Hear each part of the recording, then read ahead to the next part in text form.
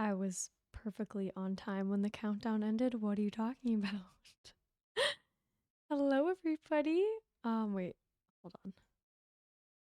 Sorry, I was unprepared.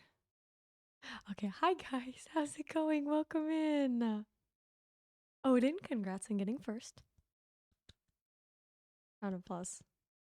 Ezra, welcome in. Here's your headpats. How are you doing? The hair looks stunning. Thank you. I did my heatless curls today. Oh my gosh. Such a underrated perk of working from home now is that I can do my heatless curls in the middle of the day because like the heatless curl thing like looks ridiculous. It's basically me like wrapping my hair around this weird tube. Obviously couldn't do that when I went into work, but we're vibing now. Also, hi Dylan, hi Wonder Waffle, and hi Waffle Bomb. I love the fact that you are in an iconic Santa cosplay in my chat right now. Um, Ryder, how's it going? I'm doing great. Welcome in. Anchi as well. Hello. I know it's 2:30 a.m., but this is the perfect stream. If there's any stream for you to join when it's 2:30 a.m. in your time zone, it is this reading stream. I will literally read you to sleep, okay? But in the Dora ass bangs, this is what my bangs usually look like. I don't know if this is new to you. Hi DP, how's it going? Um, Ezra said, I've been in the car for 2 days because I was traveling back home from Florida. I got home about an hour ago and it's so cold compared to Florida. I hope you had a good time in Florida. Were you just there for vacay? That's so painful though, coming back from a warm place. I've always lived in like cold-ish places, and you know, if you go somewhere warm during like spring break, well, I guess spring, it's like spring, so it's kind of warm, but just anytime I travel to a warm place, it's always so depressing coming back. Let me make sure I didn't miss anyone. If I didn't say hi to you, let me know. I didn't say hi to Mike. Mike was here a little bit ago before the stream started. So, Mike, if you're here, if you're listening, hi. I hope you're doing well. Oh my gosh. I'm just hitting my little bread cat guy. But welcome in everybody. I hope you're having a good Monday. I hope your weekend was great. Um, if this is one of your first streams or your first Monday stream here, welcome. And if you're confused, I always like to say what the stream is, because I talk a lot quieter, obviously, than I do in my other streams.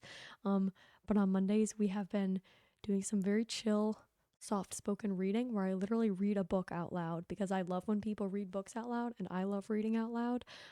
So yeah, this is good for just relaxing, ASMR, um, also co working. I know a lot of people who do some work.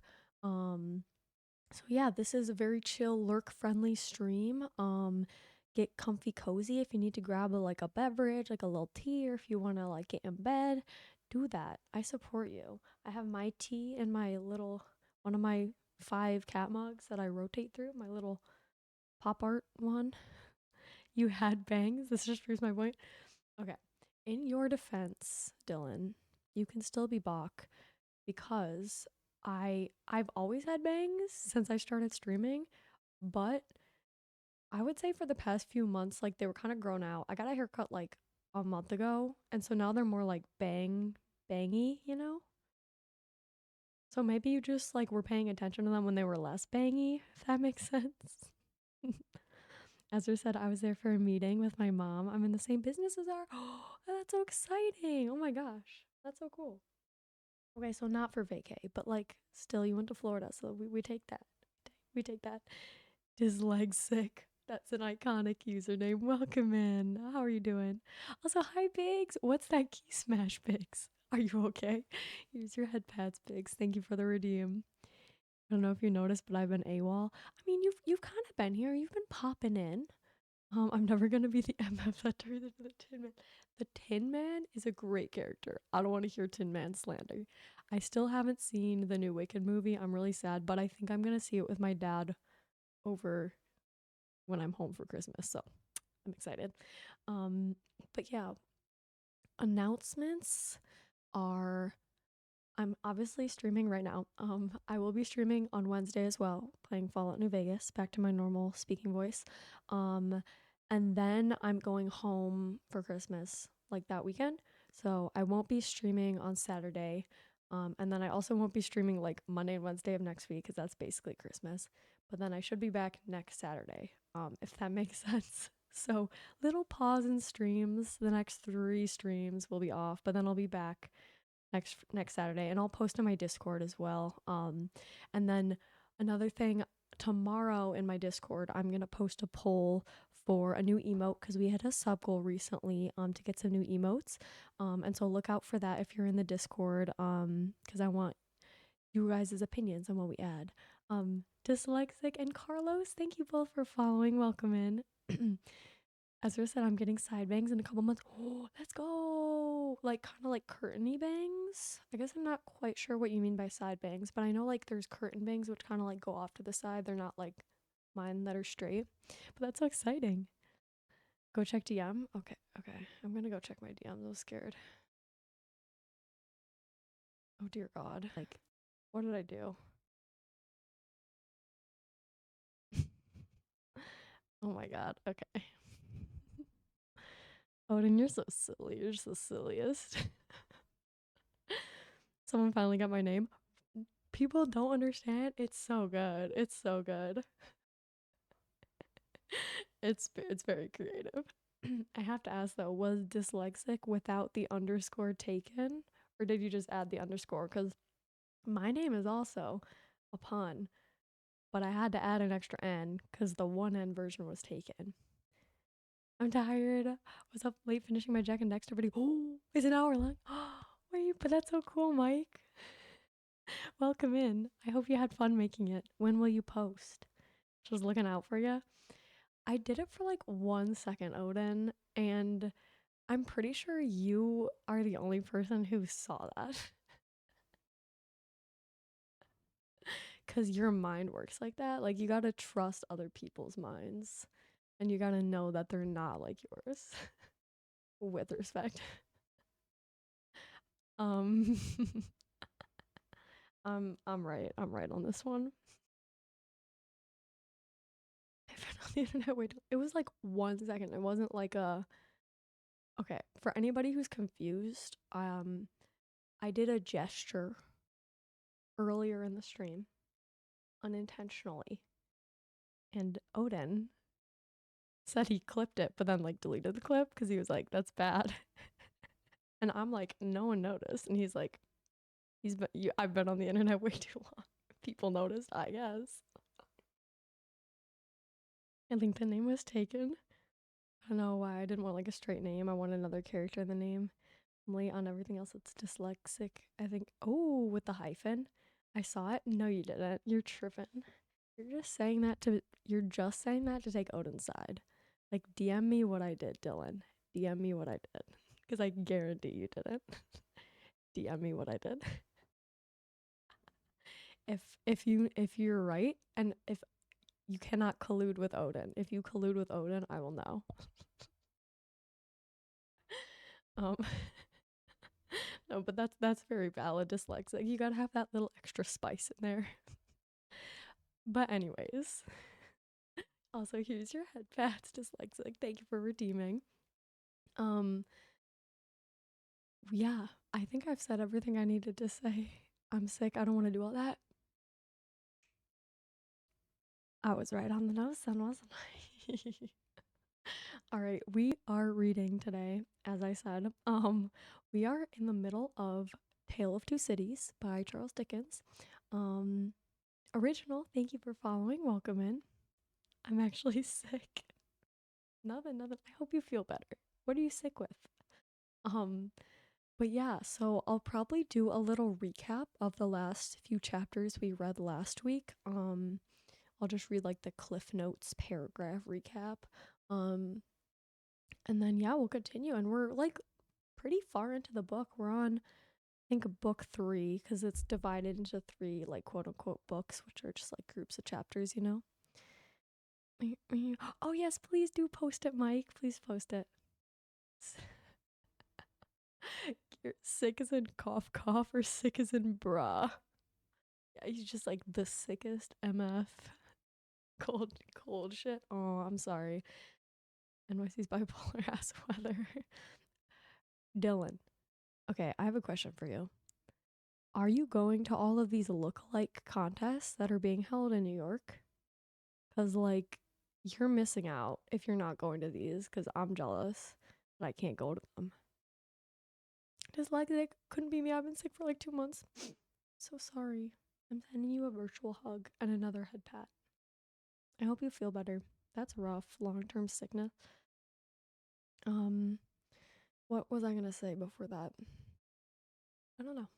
Anyways, let me pull up our little summary here. I don't go out. Yeah, but like these are fun. Like there was like a Timothy Chalamet lookalike contest. There was a Mark Lee lookalike contest. I don't know if you know who Mark Lee is, but he's like a really famous K-pop idol. And Timothy Chalamet and Mark Lee both showed up at their lookalike contests. And there was also a Gojo lookalike contest, which is the most important one. Should have gone to that, Dylan.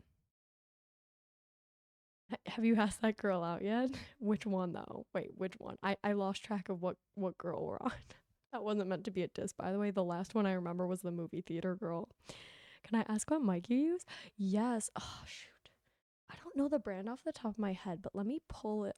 I should be able to pull it up for you, Ezra. Um, I use different filters on the mic when I do my Monday streams because I'm talking quieter. And a lot of times the filter in OBS or whatever software you're using can really like make or break the mic sounds. So if you need help with that, there's a lot of tutorials online. I would also be happy to send you my filters, but I don't really know what I'm doing. I just follow random online tutorials. We love our Gojo. Oh yeah, we do. I got him in Fortnite. I'm so excited. I haven't had a chance to play yet. I will send you the link to the mic I have, Ezra. Wait, I just got it.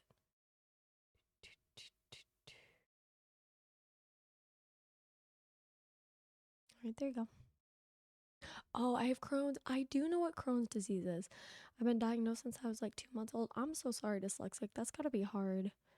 I know, like, I knew one girl, she was like one of my neighbors. She was a lot older than me though, so I like only hung out with her a few times, but she had Crohn's disease. It just seems like tough. Um, I'm not a player. I know you're not a player, but it's like, you have cute women coming across your path frequently. Kieran, thank you for following. Welcome in. Hi, Thorin. What's up? Welcome in. I hope you're doing well. When you get on Fortnite, I will. I'm so busy this week. I don't know if I'm even gonna get a chance to play before I go home for Christmas. But I did get it on my Switch, so I might like try to play on Switch when I'm home. It's gonna be so scuffed. Of course, Ezra. Of course. Alrighty. I am going to actually pull up the summary like I said I was gonna do a minute ago. Also, it's so funny, like my monitor is so bright, you can see like the lighting change on my face when I pull up non-dark mode websites. I went to the Z100 all access party. I go wait, okay, I'm so sorry. I don't know who Alex Warren is. I have to look them up. Like does he haven't he looks pretty famous. Like what's his biggest song that I would know? I had a phone sign that said I want to meet Alex Warren because he got me back into songwriting. Did you meet him then? Ezra, you got a girlfriend? Congratulations. That's so exciting. I would love to hear more if you want to share. Like, how'd you guys meet? I'm trying to do a no death legendary run. Good luck, soldier. Is it with me? Didn't you have or like my twin? Didn't you have a character called like Foxy's twin? We love Scuff. I need to ask you and Odin a question. Of course, Gear, of course. It got a bit easier, but it's acting up with this cough. Oh yeah. So you have a cough like on top of it, dyslexic? That does not sound good. Cause like I could be very wrong. Actually I'm not even gonna say what I was gonna say because I think it's just wrong. Um is Crohn's like an autoimmune disease or no? I guess like if you have a chronic disease though, I'm sure like your immune system might just be like going through it anyways. Hi Wolf, welcome in. She'll get to it in like 3 days. What do you mean? I respond to things in that in that channel in that server pretty fast. And no, it's not. I made a new one. Okay, that makes sense, I guess. The twin wasn't the legendary run. You gotta start quick. You gotta start fresh. I don't know why I said quick. We don't have much here in Canada. The part where I am, the only thing we got. Ooh, Come From Away. I've heard of that musical. I haven't seen it though. I heard it's really good though. Right now, Burning Down, and he released a version with Joe Jonas. Burning Down. I might have heard it. I just don't know it by the title. Her name's Kaden. We went to school together a few years ago, and we've been friends forever. We're trying to get tickets to the Pierce of Whale. That's amazing. I hope you get your tickets. Good luck. It's tough out there, especially if it's Ticketmaster. I believe in you. That's so exciting though, Ezra. Good for you. Here's your headpats. I stopped by and did my daily Skyrim chat. Thank you for stopping in, Thorin. It's always nice to see you and get the Skyrim updates. Good luck. I believe in you. One headpad for every week. Yo, that's so real. Oh my gosh. When did I start the headpads? Did I start them this year? If you know where it takes place, you will know where I'm from. I don't know. Like I said, I haven't seen it. Mold, hello, hello. Here's your headpads. Welcome in. When an artist was performing, he was next to a part of the pit I was in. The guard saw the sign, told Alex to see, and then Alex put his hand on his heart and gave me a fist bump. Let's go. Wait, that's so exciting. Good job, Dylan. You got that interaction. Let's go. All right. The movie girl doesn't work there. I think I remember you saying that. Yeah. That's sad though. The one that got away. The one that got away. I might be back later or next stream. It all depends on how mad I get in Skyrim. No worries, Thor. I believe, like I said, I believe in you. You got this. I will see you later or next stream. My birthday's tomorrow. Happy early birthday. Okay, don't worry. We will start reading very soon, Waffle, and we will get you some good co-working vibes going for you to finish your assignments for your birthday. How do I join the Discord? You should be able to join with the link. Dyslexic, it just got put into the chatty chat. Alright, guys.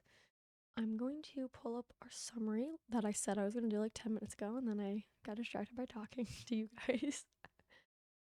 Oopsies, come on. Now, why is it looking like that? Perfect. Can you guys see that? Oh, wait. I'm on the wrong scene.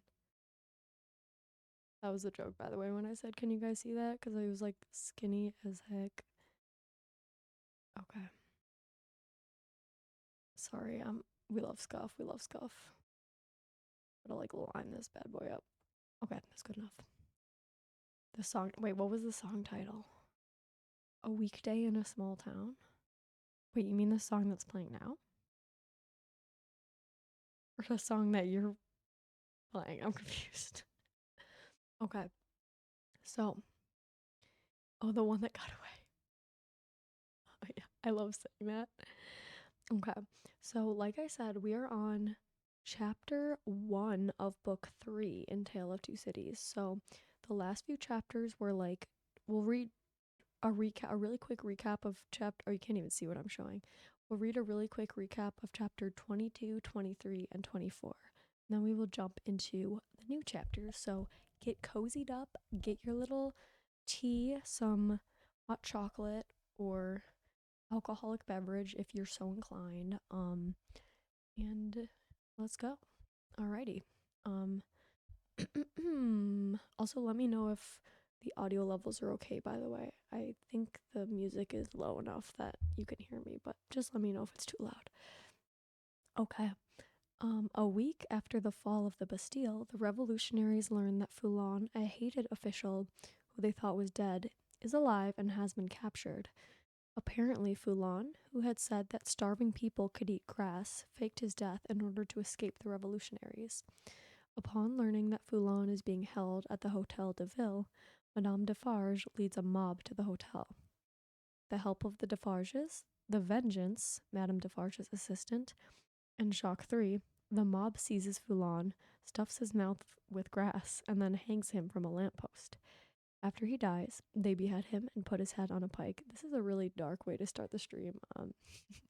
The crowd then captures Foulon's son-in-law, who has ridden into Paris under heavy guard. The mob kills him and places his head and heart on pikes. The men and women of the mob return to their homes that night, still hungry but happy and hopeful for the future. Yeah, those chapters got a little violent. Hi, Lone. Welcome in. How are you? All right. This is book 2, chapter 23. Very short summary. One July day, a stranger approaches the road mender and asks for directions to the Evremond Chateau. That night, 4 figures set fire to the chateau and the villagers watch it burn, making no effort to put it out despite the pleas of servants from the chateau. Excited by the destruction of the chateau, the villagers threaten Gabelle, the local tax collector, who hides on his roof while the villagers pound on his door. Okay. And then this was the final chapter we read last week. So, book 2, chapter 24. 3 more years have passed, and the French Revolution has succeeded in removing the royalty and aristocracy from power. France is still unsettled, however, and many members of the French upper classes who have fled to England use Tellson's as an information hub. One afternoon at Tellson's, Darnay and Mr. Lorry discuss Mr. Lorry's impending trip to France, where he will manage Tellson's Paris office and try to salvage some property and papers for Tellson customers. Amidst the activity in the bank, Stryver loudly commiserates with French nobles. When a letter for the Marquis Saint Evremond surfaces, several Frenchmen and Stryver make disparaging comments about the current Marquis Saint Evremond, unaware that they are speaking of Darnay. Darnay offers to deliver the letter to the Marquis. When Darnay reads the letter, he is troubled to find it is from Gabelle, who has been imprisoned for acting as Darnay's steward. Feeling guilty about Gabelle's imprisonment and about leaving some matters unfinished, Darnay resolves to go to France. Idealistically, he even imagines that he might be able to calm some of the revolutionary fervor. Consequently, he writes letters explaining the situation to Lucy and Dr. Manette and then departs for France alone. Bro, it's so risky, but he's doing it. All right. I did not even have the book pulled up. I was unprepared. Oops. There's no updates on Handle with Care. All I know, it's in post right now. That's pretty exciting. That's a good update. Okay, wait, I'm sorry, I gotta resize this.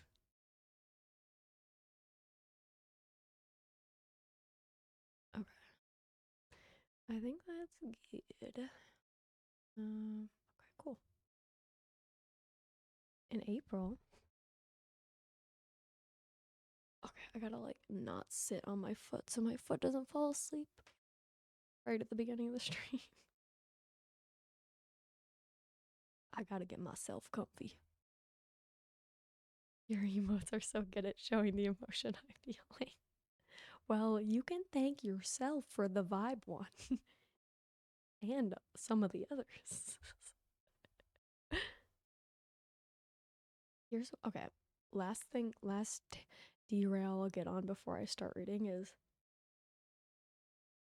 something I aim to do, which I obviously have not been doing, is I want to have like a big set of emotes from the same artist because most of mine, like my first set, was just purchased from like a pre-made pack. Oh god, pre-made pack on Etsy. And I really like them. But then I decided to commission an artist for like my kind of second group, like with the Fox Rip and the Pat and the like side eye one. And I like them, but I also want to keep. I found another artist that I'm commissioning the next group from. So now we're gonna have like 3 different art styles for the foxes. And I know like it kind of bothers me that they're not all from the same artist, but at the same time, I want to like keep exploring until I find like a solid one to like start collecting a set from, and then I'll slowly like phase out like the Etsy ones and like any other ones that like don't get used or I don't like. What about profile? That one is here to stay. I'm pretty sure you're the only person who has access to that one too, which is hilarious. Foxy Wolf got before GTA 6. Hi Toke, welcome in. Does this look like a wolf cut? It's just like curled, but I'll take it. I love wolf cuts. Xavier, thank you for following. Welcome in. All right, enough enough yapping. We're gonna get reading. A T3 for a while. Oh, you had the crying poop. I think maybe Weasley also has it. Or maybe one other person has the poop. All right, I'm gonna pin my chat. Malcolm in the Middle is getting a revival series. That's wild. All right, so here's my PSA chat. Is that I'm reading chat. I probably won't respond right away. I usually wait till there's like a break, a paragraph break, a break in the story, or like a chapter break, obviously. So here we go. Let us read. Let me sip first.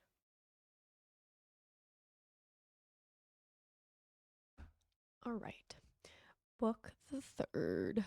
The Track of a Storm. Chapter 1. In Secret.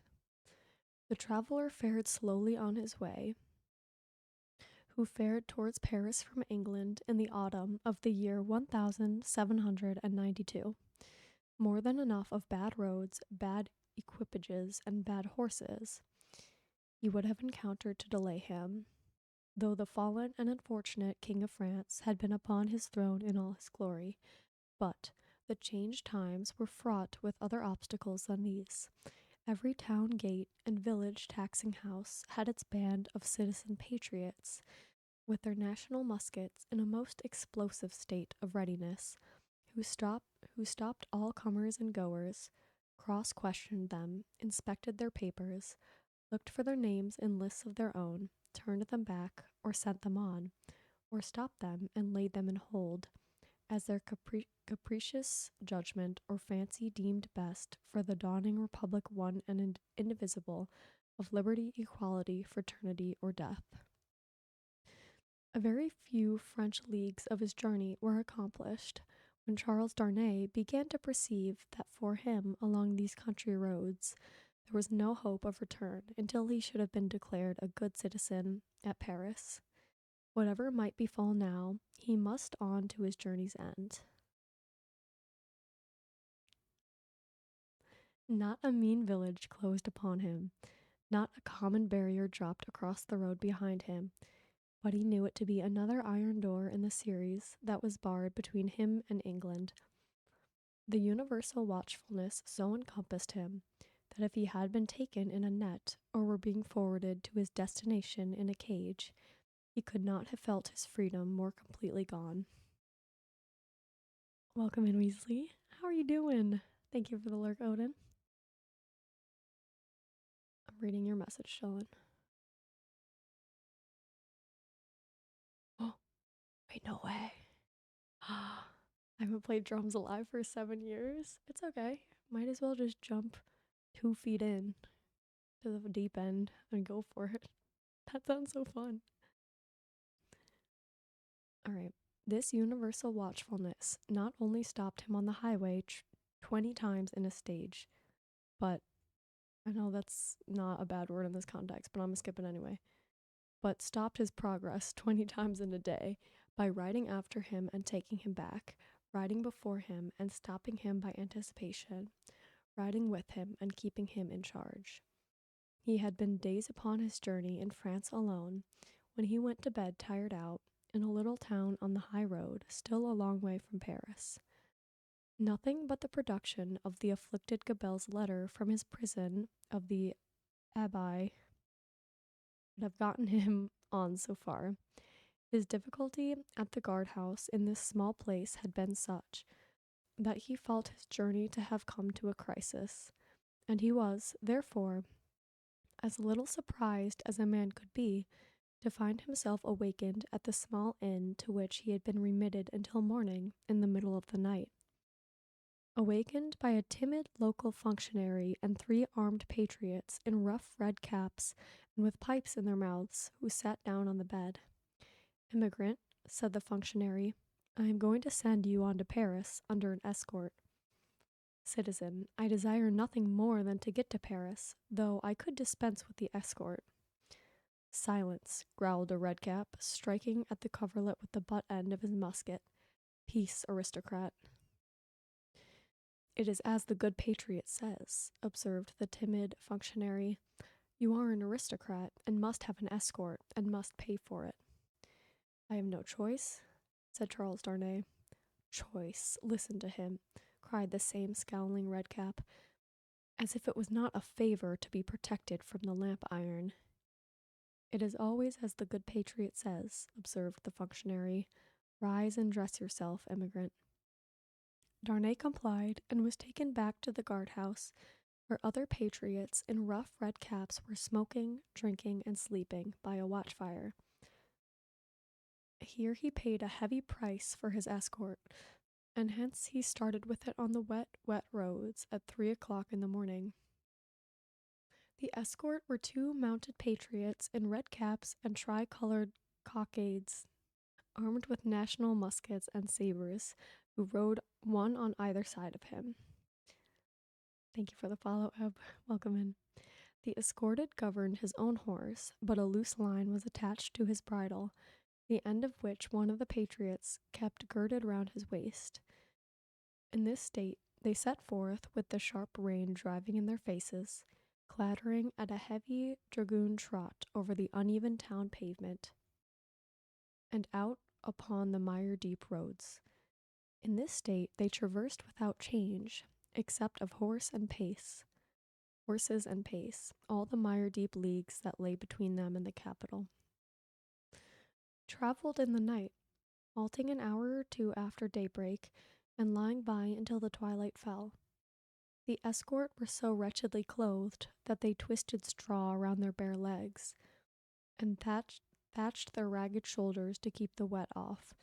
Apart from the personal discomfort of being so attended, and apart from such considerations of present danger as arose from one of the patriots being chronically drunk and carrying his musket very recklessly, Charles Darnay did not allow the restraint that was laid upon him to awaken any serious fears in his breast, for he reasoned with himself that it could have no reference to the merits of an individual case that was not yet stated, and of representations confirmable by the prisoner and the abbé that were not yet made. Oh, thank you so much, Em. That is so sweet of you. I appreciate it a lot. Also, Weasley, good luck. I hope you win. They don't know. Not the stage fright, Dylan. Oh no. At least you've been practicing. But when they came to the town of Beauvais, which they did at eventide, when the streets were filled with people, he could not conceal from himself that the aspect of affairs was very alarming. An ominous crowd gathered to see him dismount of the posting yard, and many voices called out loudly, "Down with the emigrant." He stopped in the act of swinging himself out of his saddle, and, resuming it at his safest place, said, "Emigrant, my friends, do you not see me here in France of my own will?" "You are a cursed emigrant," cried a farrier, making at him in a furious manner through the press, hammer in hand, "and you are a cursed aristocrat." The postmaster interposed himself between this man and the rider's bridle, at which he was evidently making, and soothingly said, let him be, let him be. He will be judged at Paris." "Judged," repeated the farrier, swinging his hammer. "Aye, and condemned as a traitor." At this the crowd roared approval. Checking the postmaster, who was for turning his horse's head to the yard, the drunken patriot sat composedly in his saddle looking on, with the line round his wrist. Darnay said, as soon as he could make his voice heard, Friends, you deceive yourselves, or you are deceived. I am not a traitor. He lies, cried the smith. He is a traitor since the decree. His life is forfeit to the people. His cursed life is not his own. At the instant when Darnay saw a rush in the eyes of the crowd, which another instant would have brought upon him, the postmaster turned his horse into the yard. The escort rode in close upon his horse's flanks, and the postmaster shut and barred the crazy double gates. The farrier struck a blow upon them with his hammer, and the crowd groaned, but no more was done. What is this decree that the smith spoke of? Darnay asked the postmaster when he had thanked him and stood beside him in the yard. Truly, a decree for selling the property of emigrants. When passed, on the 14th, the day I left England. Everybody says it is but one of several, and that there will be others, if there are not already, banishing all immigrants and condemning all to death who return. That is what he meant when he said your life was not your own. But there are no such decrees yet? What do I know? Said the postmaster, shrugging his shoulders. There may be, or there will be. It is all the same. What would you have? They rested on some straw in a loft until the middle of the night, and then rode forward again when all the town was asleep. Among the many wild changes observable on familiar things which made this wild ride unreal, not the least was the seeming rarity of sleep. After long and lonely spurring over dreary roads, they would come to a cluster of poor cottages, not steeped in darkness, but all glittering with lights, and would find the people, in a ghostly manner in the dead of the night, circling hand in hand round a shriveled tree of liberty, or all drawn up together singing a liberty song.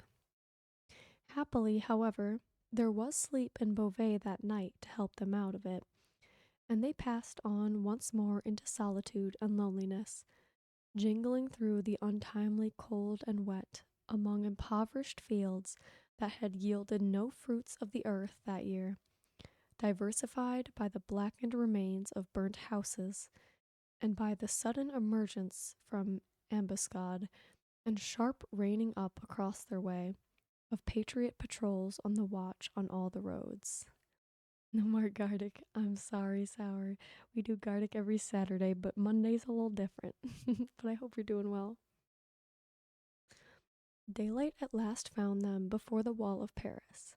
The barrier was closed and strongly guarded when they rode up to it. Where are the papers of this prisoner?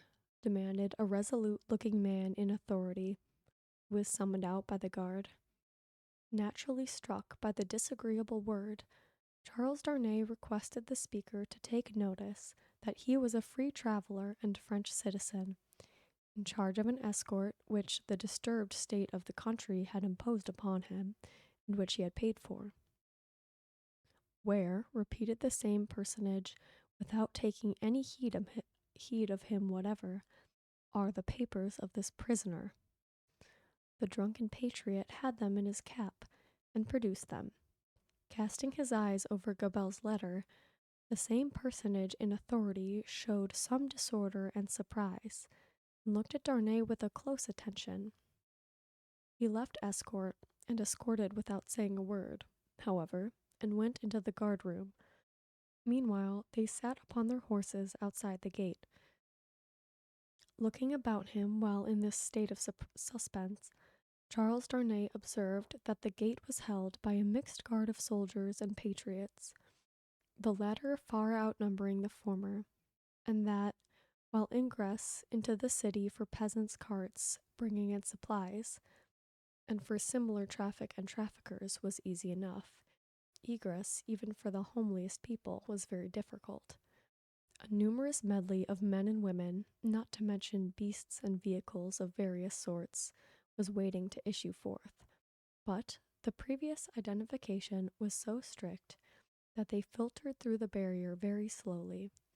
Some of these people knew their turn for examination to be so far off that they lay down on the ground to sleep or smoke, while others talked together or loitered about. The red cap and tricolor cockade were universal, both among men and women. Hi, Ryder, welcome in. How are you?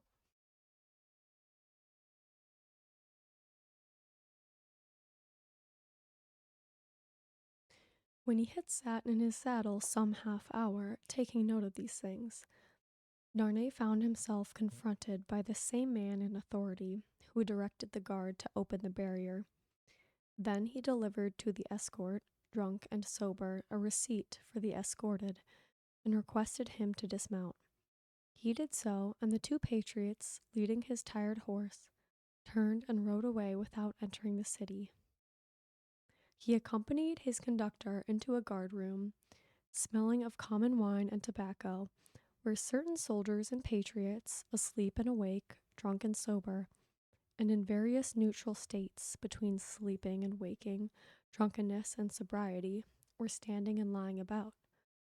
The light in the guardhouse, half derived from the waning oil lamps of the night, and half from the overcast day, was in a correspondingly uncertain condition. Some registers were lying open on a desk, and an officer of a coarse, dark aspect presided over these. Did you get your haircut? No, I did like a little curl in it though.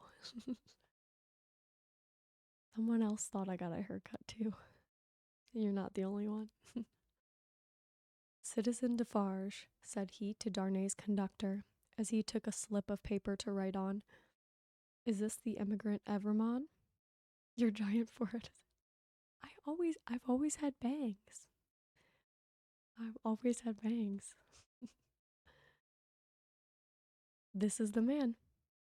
Your age, Evermond? 37. Married, Evermond? Yes. Where married? In England. Without doubt. Where is your wife, Evermond? In England. Without doubt.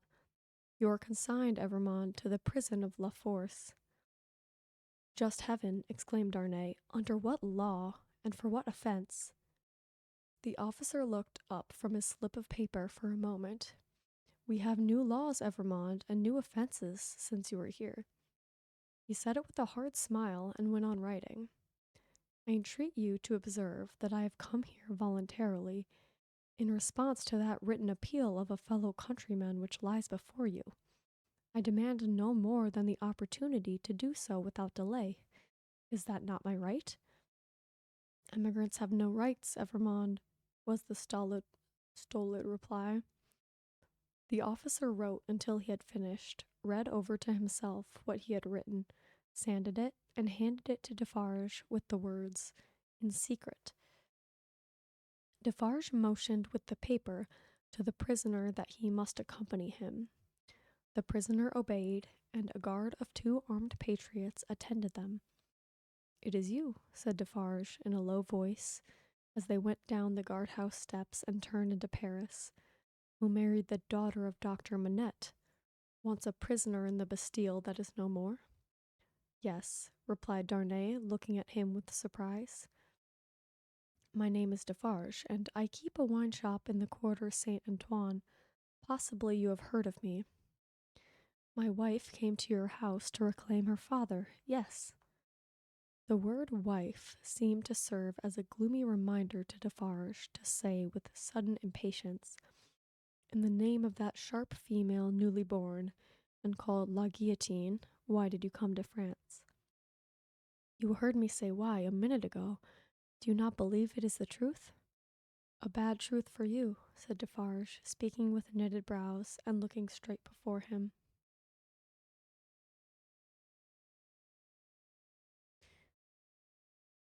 Indeed, I am lost here. All here is so unprecedented, so changed, so sudden and unfair, that I am absolutely lost. Will you render me a little help? None. Defarge spoke, always looking straight before him. Will you answer me a single question? Perhaps, according to its nature, you can say what it is. Love you, Foxy. See you after wrestling. Goodbye, Ryder. Thanks for stopping in. In this prison that I am going to so unjustly, Shall I have some free communication with the world outside? You will see. I am not to be buried there, prejudged, and without any means of presenting my case. You will see. But what then? Other people have been similarly buried in worse prisons before now. But never by me, Citizen Defarge. Defarge glanced darkly at him for answer, and walked on in a steady and set silence. The deeper he sank into this silence, the fainter hope there was, or so Darnay thought, of his softening in any slight degree. He, therefore, made haste to say, "It is of the utmost importance to me. You know, citizen, even better than I, of how much importance, that I should be able to communicate to Mr. Lorry of Tellson's Bank, an English gentleman who is now in Paris, the simple fact, without comment, that I have been thrown into the prison of La Force. Will you cause that to be done for me?" "I will do," Defarge doggedly rejoined, "nothing for you. My duty is to my country and the people. I am the sworn servant of both against you. I will do nothing for you." Charles Darnay felt it hopeless to entreat him further, and his pride was touched besides. As they walked on in silence, he could not but see how used the people were to the spectacle of prisoners passing along the streets. The very children scarcely noticed him. A few passers turned their heads, and a few shook their fingers at him as an aristocrat. Otherwise, that a man in good clothes should be going to prison was no more remarkable than that a laborer in working clothes should be going to work. In one narrow, dark, and dirty street through which they passed, an excited orator, mounted on a stool, was addressing an excited audience on the crimes against the people, of the king and the royal family. The few words that he caught from this man's lips first made it known to Charles Darnay that the king was in prison, and that the foreign ambassadors had one and all left Paris. On the road, except at Beauvais, he had heard absolutely nothing. The escort and the universal watchfulness had completely isolated him. That he had fallen among far greater dangers than those which had developed themselves when he left England, he of course knew now. That perils had thickened about him fast, and might thicken faster and faster yet, he of course knew now. He could not but admit to himself that he might not have made this journey if he could have foreseen the events of a few days. And yet his misgivings were not so dark as, imagined by the light of this later time, they would appear. Troubled as the future was, it was the unknown future, and in its obscurity there was ignorant hope. The horrible massacre, days and nights long, which, within a few rounds of the clock, was to set a great mark of blood upon the blessed garnering time of harvest, was as far out of his knowledge as if it had been 100,000 years away. The sharp female newly born and called La Guillotine was hardly known to him, or to the generality of people, by name.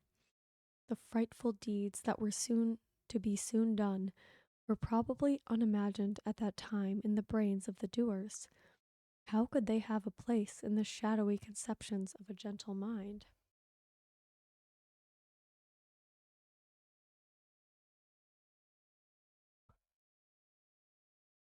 Of unjust treatment in detention and hardship, and in cruel separation from his wife and child, he foreshadowed the likelihood, or the certainty, but beyond this he dreaded nothing distinctly.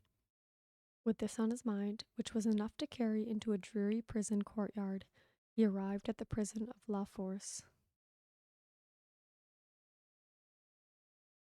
A man with a bloated face opened the strong wicket, to whom Defarge presented the emigrant of Vermont. "What the devil? How many more of them?" exclaimed the man with the bloated face. Defarge took his receipt without noticing the exclamation, and withdrew with his two fellow patriots. "What the devil, I say again," exclaimed the jailer, left with his wife. How many more? The jailer's wife, being provided with no answer to the question, merely replied, "One must have patience, my dear." 3 turnkeys who entered, responsive to a bell she rang, echoed the sentiment, and one added, "For the love of liberty," which sounded in that place like an inappropriate conclusion. The prison of La Force was a gloomy prison, dark and filthy, and with a horrible smell of foul sleep in it. Extraordinary how soon the noisome flavor of imprisoned sleep becomes manifest in all such places that are ill cared for. In secret, too, grumbled the jailer, looking at the written paper, as if I was not already full to bursting. He stuck the paper on a file in an ill humor, and Charles Darnay awaited his further pleasure for half an hour, sometimes pacing to and fro in the strong arched room, sometimes resting on a stone seat, in either case detained to be imprinted on the memory of the chief and his subordinates. "Come," said the chief, at length taking up his keys. "Come with me, immigrant." Through the dismal prison twilight, his new charge accompanied him by corridor and staircase, many doors clanging and locking behind them, until they came into a large, low, vaulted chamber, crowded with prisoners of both sexes. The women were seated at a long table, reading and writing, knitting, sewing, and embroidering. The men were for the most part standing behind their chairs or lingering up and down the room. In the instinctive association of prisoners with shameful crime and disgrace, the newcomer recoiled from this company. But the crowning unreality of his long, unreal ride was their all at once rising to receive him, with every refinement of manner known to the time, and with all the engaging graces and courtesies of life. So strangely clouded were these refinements by the prison manners and gloom, so spectral did they become in the inappropriate squalor and misery through which they were seen, that Charles Darnay seemed to stand in a company of the dead, ghosts all, the ghost of beauty, the ghost of stateliness, the ghost of elegance, the ghost of pride, the ghost of frivolity, the ghost of wit, the ghost of youth, the ghost of age, all waiting their dismissal from the desolate shore, all turning on him eyes that were changed by the death they had died in coming there. It struck him motionless, the jailer standing at his side, and the other jailers moving about, who would have been well enough as to appearance in the ordinary exercise of their functions, looked so extravagantly coarse, contrasted with sorrowing mothers and blooming daughters who were there, with the apparitions of the coquette, the young beauty, and the mature woman delicately bred, that the inversion of all experience and likelihood which the scene of shadows presented was heightened to its utmost. Surely ghosts all. Surely the long unreal ride, some progress of disease that had brought him to these gloomy shades. "In the name of the assembled companions in misfortune," said a gentleman of courtly appearance and address, coming forward, "I have the honor of giving you welcome to La Force and of condoling with you on the calamity that has brought you among us. May it soon terminate happily. It would be an impertinence elsewhere, but it is not so here, to ask your name and condition." Charles Darnay roused himself and gave the required information in words as suitable as he could find.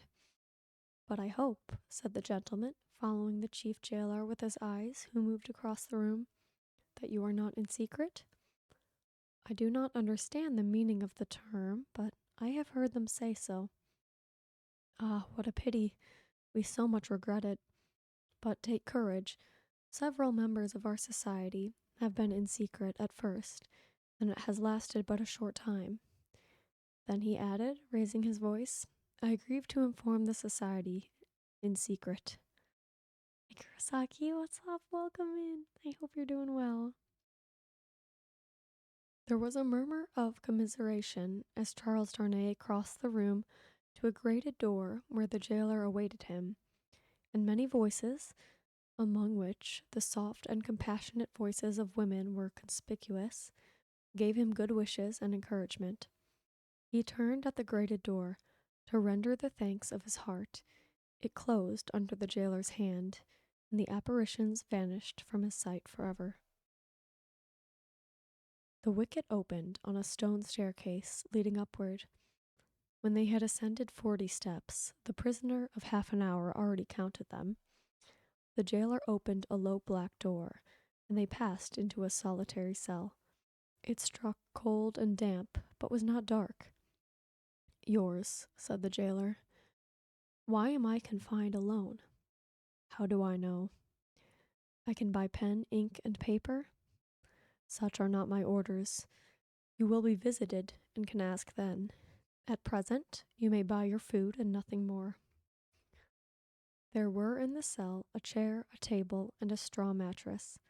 As the jailer made a general inspection of these objects and of the four walls before going out, a wandering fancy wandered through the mind of the prisoner leaning against the wall opposite to him, that this jailer was so unwholesomely bloated, both in face and person, as to look like a man who had been drowned and filled with water. When the jailer was gone, thought in the same wandering way, "Now am I left as if I were dead." Stopping then to look down at the mattress, he turned from it with a sick feeling and thought, "And here in these crawling creatures is the first condition of the body after death." 5 paces by 4.5, 5 paces by 4.5, 5 paces by 4.5. The prisoner walked to and fro in his cell, counting its measurements, and the roar of the city arose like muffled drums, with a wild swell of voices added to them. He made shoes, he made shoes, he made shoes. The prisoner counted the measurement again and paced faster, to draw his mind with him from that latter repetition. The ghosts that vanished when the wicket closed. There was one among them, the appearance of a lady dressed in black, who was leaning in the embrasure of a window, and she had a light shining upon her golden hair, and she looked like, "Let us ride on again, for God's sake, through the illuminated villages with the people all awake." He made shoes, he made shoes, he made shoes. 5 paces by 4.5. Such scraps tossing and rolling upward from the depths of his mind, the prisoner walked faster and faster, obstinately counting and counting, and the roar of the city changed to this extent, that it still rolled in like muffled drums, but with the wail of voices that he knew in the swell that rose above them. Ooh, chapter 1 done.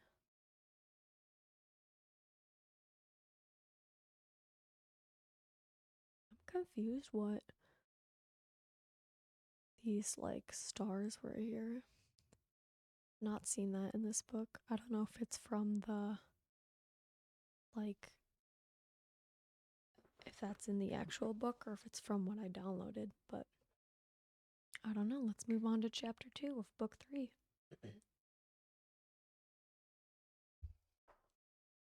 All right, chapter 2, The Grindstone. Tellson's Bank, established in the Saint Germain quarter of Paris, was in a wing of a large house, approached by a courtyard, and shut off from the street by a high wall and a strong gate. The house belonged to a great nobleman who had lived in it until he made a flight from the troubles, in his own cook's dress, and got across the borders. A mere beast of the chase flying from hunters, he was still in his metempsychosis no other than the same Monseigneur, the preparation of whose chocolate for whose lips had once occupied 3 strong men besides the cook in question. Monseigneur gone, and the 3 strong men absolving themselves from the sin of having drawn his high wages, by being more than ready and willing to cut his throat on the altar of the dawning republic, one and indivisible, of liberty equality, fraternity, or death.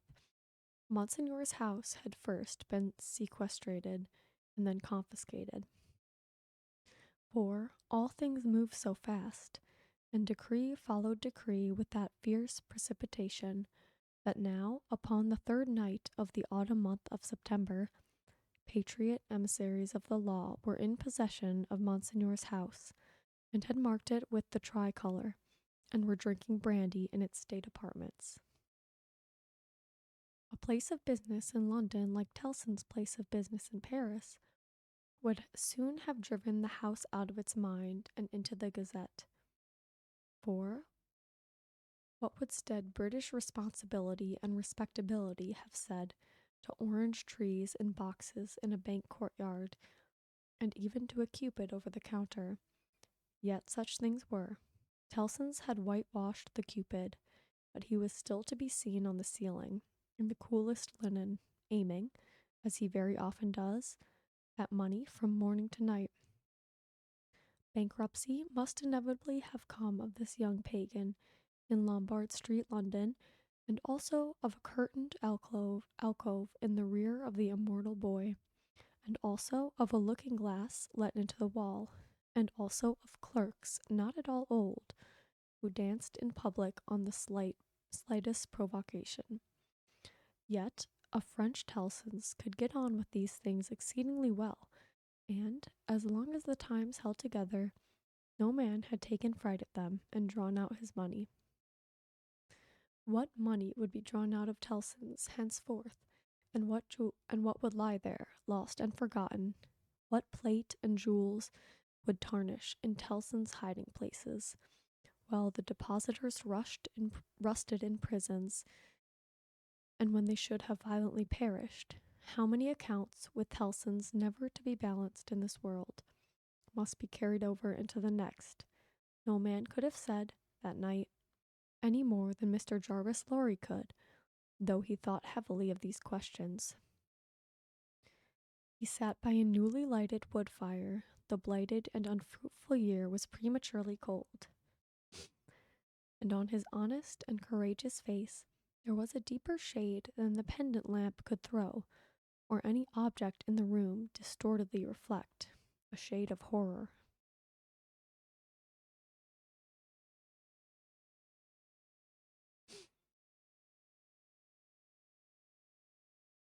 He occupied rooms in the bank, in his fidelity to the house of which he had grown to be a part, like strong root ivy. It chanced that they derived a kind of security from the patriotic occupation of the main building. But the true-hearted old gentleman never calculated about that. All such circumstances were indifferent to him, so that he did his duty. On the opposite side of the courtyard, under a colonnade, was extensive standing for carriages, where, indeed, some carriages of Monsignor yet stood. Against two of the pillars were fastened two great flaring flambeaux, and in the light of those, standing out in the open air, was a large grindstone, a roughly mounted thing, which appeared to have hurriedly been brought there from some neighboring smithy or some workshop. Rising and looking out of window at these harmless objects, Mr. Lorry shivered and retired to his seat by the fire. He had opened not only the glass window, but the lattice blind outside it, and he had closed both again, and he shivered through his frame. From the streets beyond the high wall and the strong gate there came the usual night hum of the city, with now and then an indescribable ring in it, weird and unearthly, as if some unwonted sounds of a terrible nature were going up to heaven. "Thank God," said Mr. Lorry, clasping his hands, "that no one near and dear to me is in this dreadful town tonight. May ye have mercy on all who are in danger."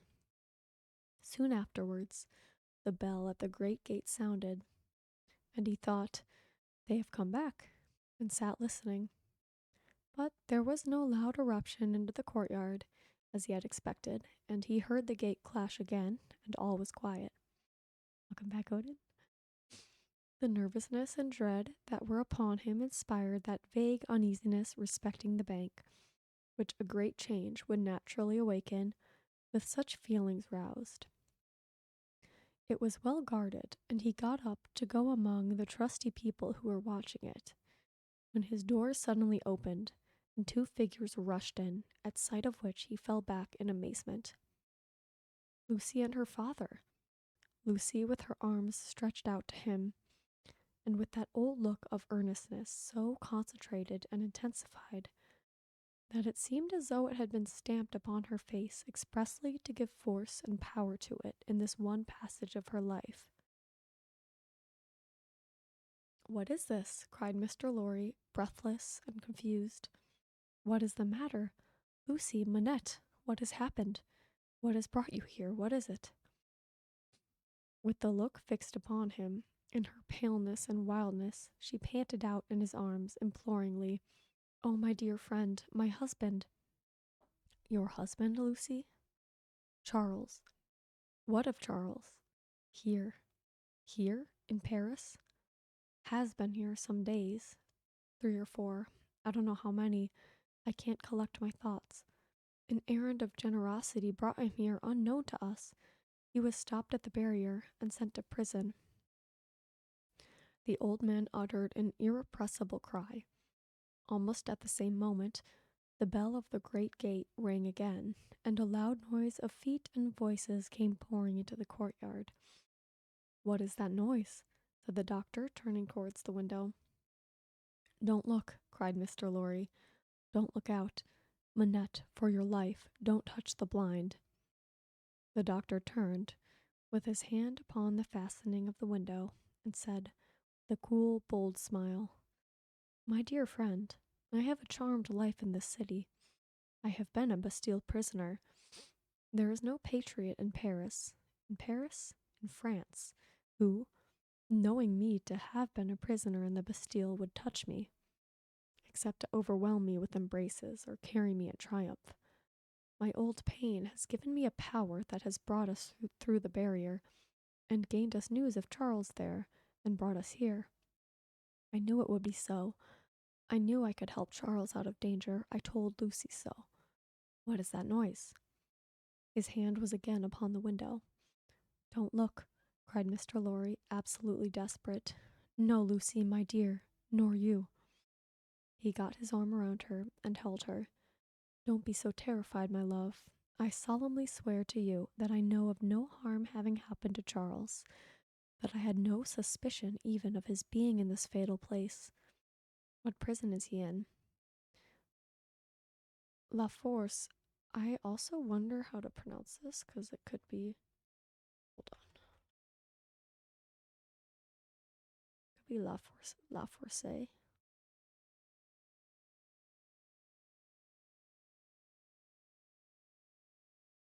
It's gonna bother me. Hold on. Oh no, it's La Force. Okay. What prison is he in? This word, Odin. La Force.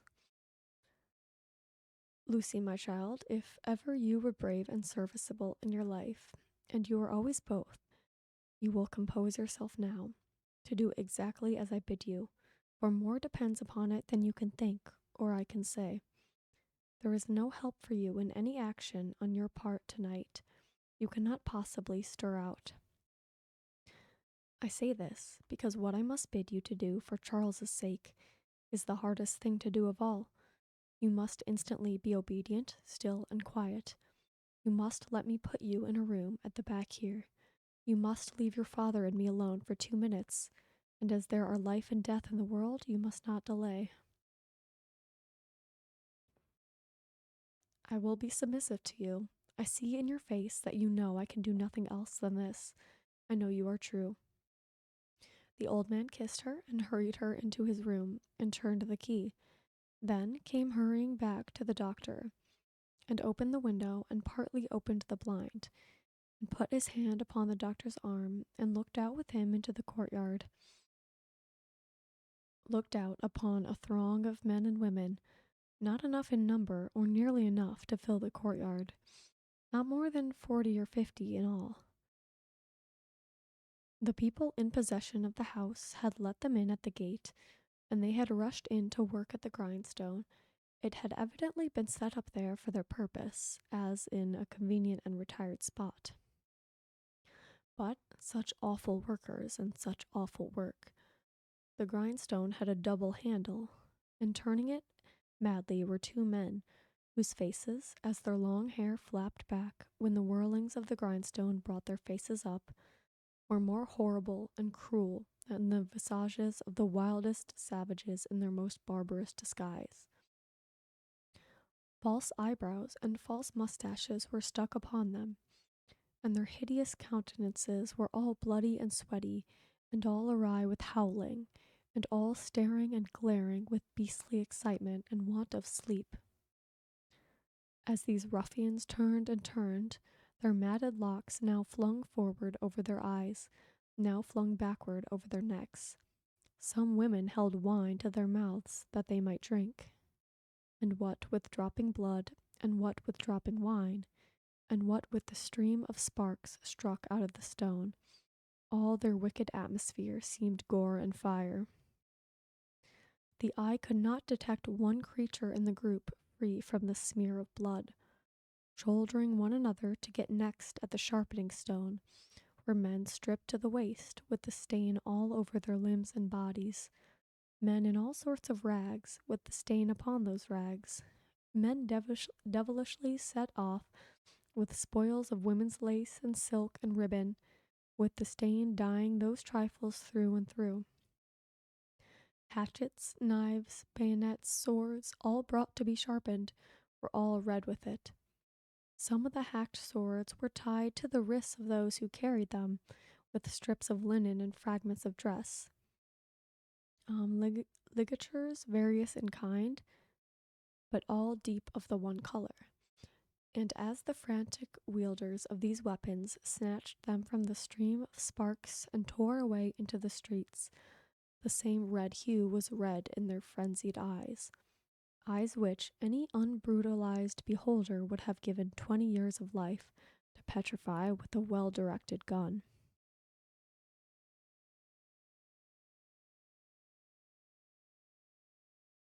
Roll the R and emphasize the C, otherwise same as you said it. Okay, I'll take that. Can't do a French accent, so I'm not even gonna try. Kane, thank you for following. Welcome in. Can't wait to be in full cosplay. Yes, wait, please do that, Dylan. It's always been my dream to go to a movie like in a cosplay.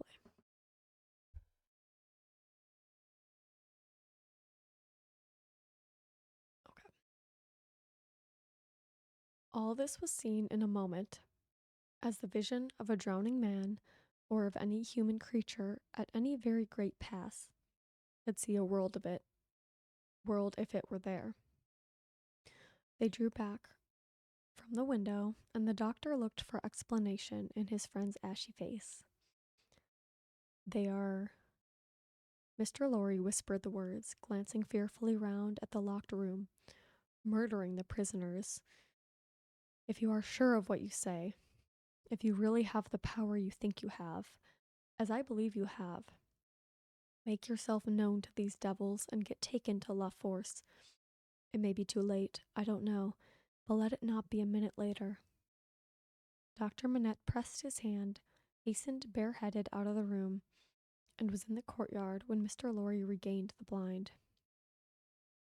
His streaming white hair, his remarkable face, and the impetuous confidence of his manner, as he put the weapons aside like water, carried him in an instant to the heart of the concourse at the stone. For a few moments there was a pause, and a hurry, and a murmur, and the unintelligible sound of his voice, and then Mr. Lorry saw him, surrounded by all, and in the midst of a line of 20 men long, all linked shoulder to shoulder and hand to shoulder, hurried out with cries of, "Live the Bastille prisoner! Help for the Bastille prisoner's kindred in La Force! Room for the Bastille prisoner in front there! Save the prisoner Evermond at La Force!" and 1,000 answering shouts. He closed the lattice again with a fluttering heart, closed the window and the curtain, hastened to Lucy, and told her that her father was assisted by the people, and gone in search of her husband. He found her child and Miss Pross with her, but it never occurred to him to be surprised by their appearance until a long time afterwards, when he sat watching them in such quiet as the night knew. Lucy had, by that time, fallen into a stupor on the floor at his feet, clinging to his hand. Miss Pross had laid the child down on his own bed, and her head had gradually fallen on the pillow beside her pretty charge. Oh, the long, long night, with the moans of the poor wife, and oh, the long, long night, with no return of her father and no tidings. Twice more in the darkness, the bell at the great gate sounded, and the eruption was repeated, and the grindstone whirled and spluttered. "What is it?" cried Lucy, affrighted. "Hush, the soldiers' swords are sharpened there," said Mr. Lorry. "The place is national property now, and used as a kind of armory, my love." Twice more in all, but the last spell of work was feeble and fitful. Soon afterwards, the day began to dawn, and he softly detached himself from the clasping hand and cautiously looked out again. A man so besmeared that he might have been a sorely wounded soldier, creeping back to consciousness on a field of slain, was rising from the pavement by the side of the grindstone and looking about him with a vacant air. Shortly, this worn-out murderer descried in the imperfect light one of the carriages of Monseigneur, and, staggering to that gorgeous vehicle, climbed in at the door and shut himself up to take his rest on its dainty cushions. For No Way Home is Miles twice. Yes, no, full send it. Dylan, you could see it multiple times. One is Bach, one is Fierro.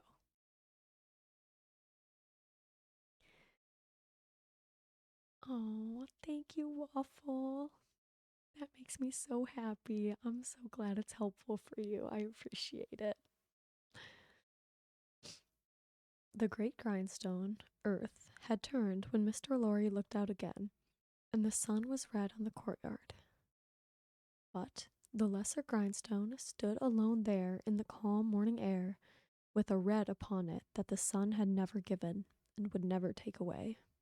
Dang, I didn't realize I had like 2 sentences left in that chapter, otherwise I would have just finished it and then read the chat.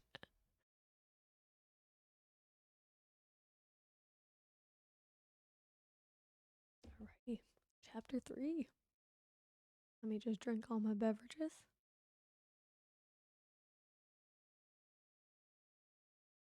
Put on my lip balm.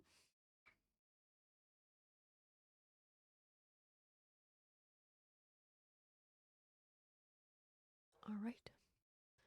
Chapter 3. The Shadow.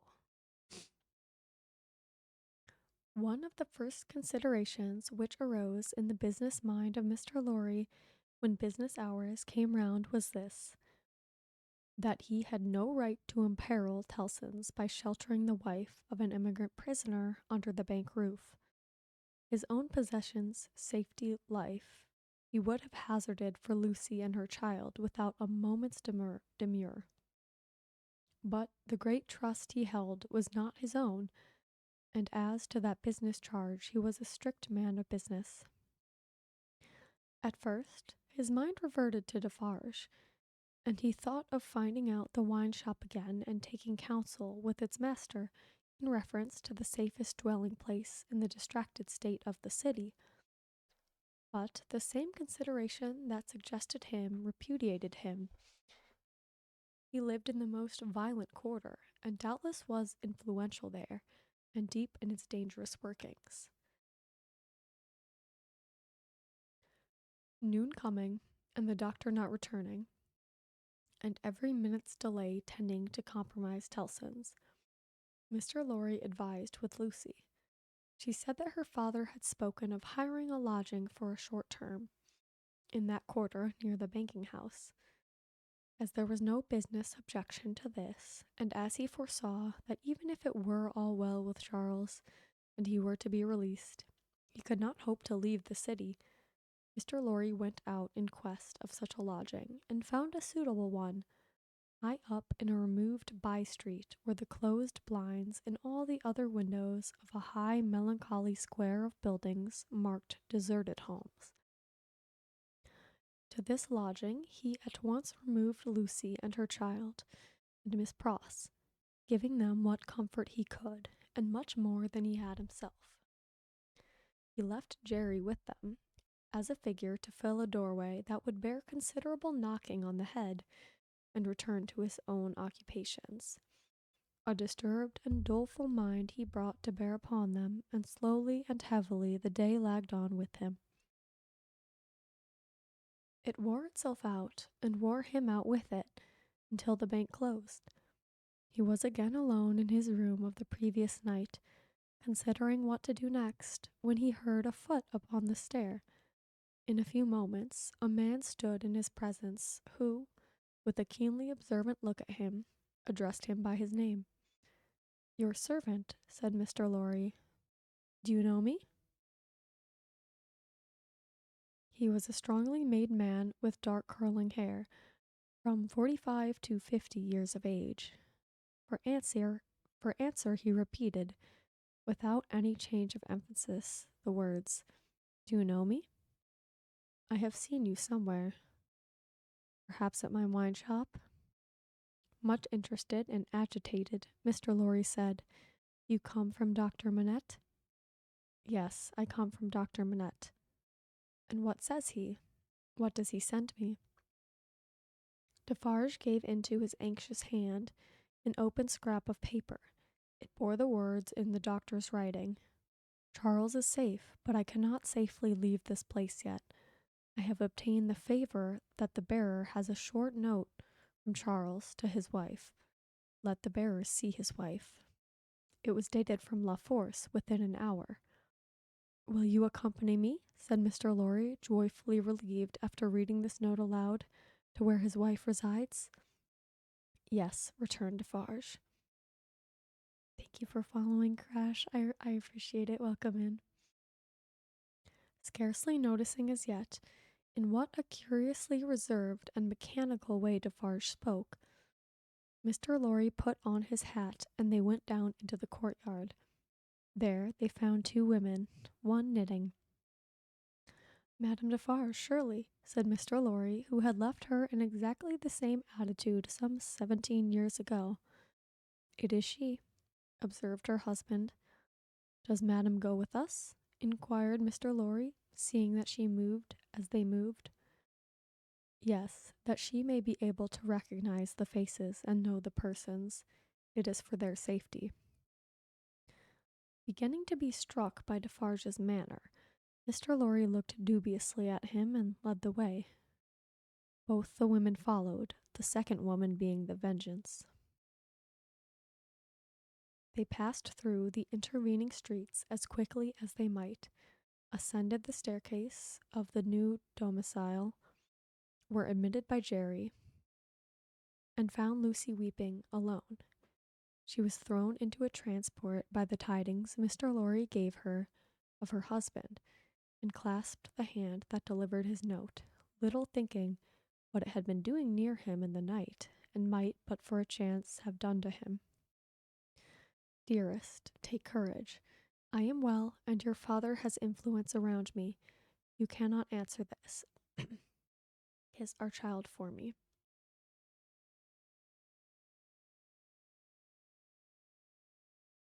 "Hello, Jake. Welcome in." Once I'm getting the cosplay, then I'm going to the sing-along so I can go on. Dylan. I wish theaters near me did sing-alongs like that. I haven't seen anything. That was all the writing. It was so much. It was so much, however, to her who received it, that she turned from Defarge to his wife, and kissed one of the hands that knitted. It was a passionate, loving, thankful, womanly action, but the hand made no response, dropped cold and heavy, and took to its knitting again. "Aren't you the red-haired girl yesterday?" "Not sure what you mean, Jake." "Not sure what you mean, red hair." "Like on stream?" There was something in its touch that gave Lucy a check.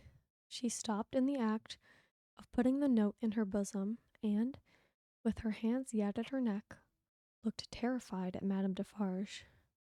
Madame Defarge met the lifted eyebrows and forehead with a cold, impassive stare.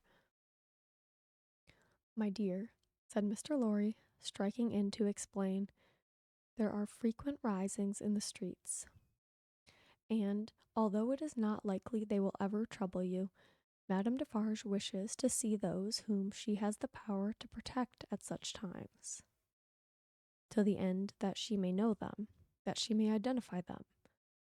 I believe," said Mr. Lorry, rather halting in his reassuring words, as the stony manner of all the three impressed itself upon him more and more. "I state the case, Citizen Defarge." Defarge looked gloomily at his wife, and gave no other answer than a gruff sound of acquiescence. "You had better, Lucy," said Mr. Lorry, doing all he could to propitiate by tone and manner, "have the dear child here, and our good Pross.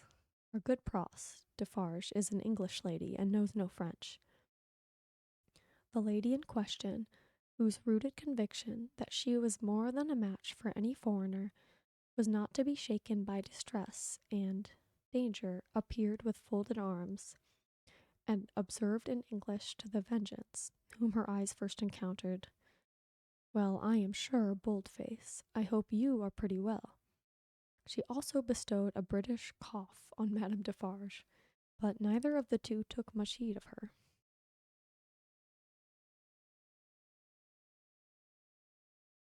"Is that his child?" said Madame Defarge, stopping in her work for the first time, and pointing her knitting needle at little Lucy, as if it were the finger of fate. "Yes, madame," answered Mr. Lorry. "This is our poor prisoner's darling daughter, and only child." The shadow attendant on Madame Defarge and her party seemed to fall so threatening and dark on the child, that her mother instinctively kneeled on the ground beside her, and held her to her breast. The shadow attendant on Madame Defarge and her party seemed then to fall, threatening and dark, on both the mother and the child. "It is enough, my husband," said Madame Defarge. "I have seen them. We may go." But the suppressed manner had enough of menace in it, not visible and presented, but indistinct and withheld, to alarm Lucy into saying, as she laid her appealing hand on Madame Defarge's dress, "You will be good to my poor husband. You will do him no harm. You will help me to see him if you can?" "Your husband is not my business here," returned Madame Defarge, looking down at her with perfect composure. "It is the daughter of your father who is my business here. For my sake, then, be merciful to my husband. For my child's sake, she will put her hands together and pray you to be merciful. We are more afraid of you than of these others." "Zemo, thank you for following. Welcome in." Madame Defarge received it as a compliment, and looked at her husband. Defarge, who had been uneasily biting his thumbnail and looking at her, collected his face into a sterner expression. "What is it that your husband says in that little letter?" asked Madame Defarge, with a lowering smile. "Influence. He says something touching influence." "That my father," said Lucy, hurriedly taking the paper from her breast, but with her alarmed eyes on her questioner and not on it, "has much influence around him." "Surely it will release him," said Madame Defarge. "Let it do so." "As a wife and mother," cried Lucy most earnestly, "I implore you to have pity on me, and not to exercise any power that you possess against my innocent husband, but to use it in his behalf.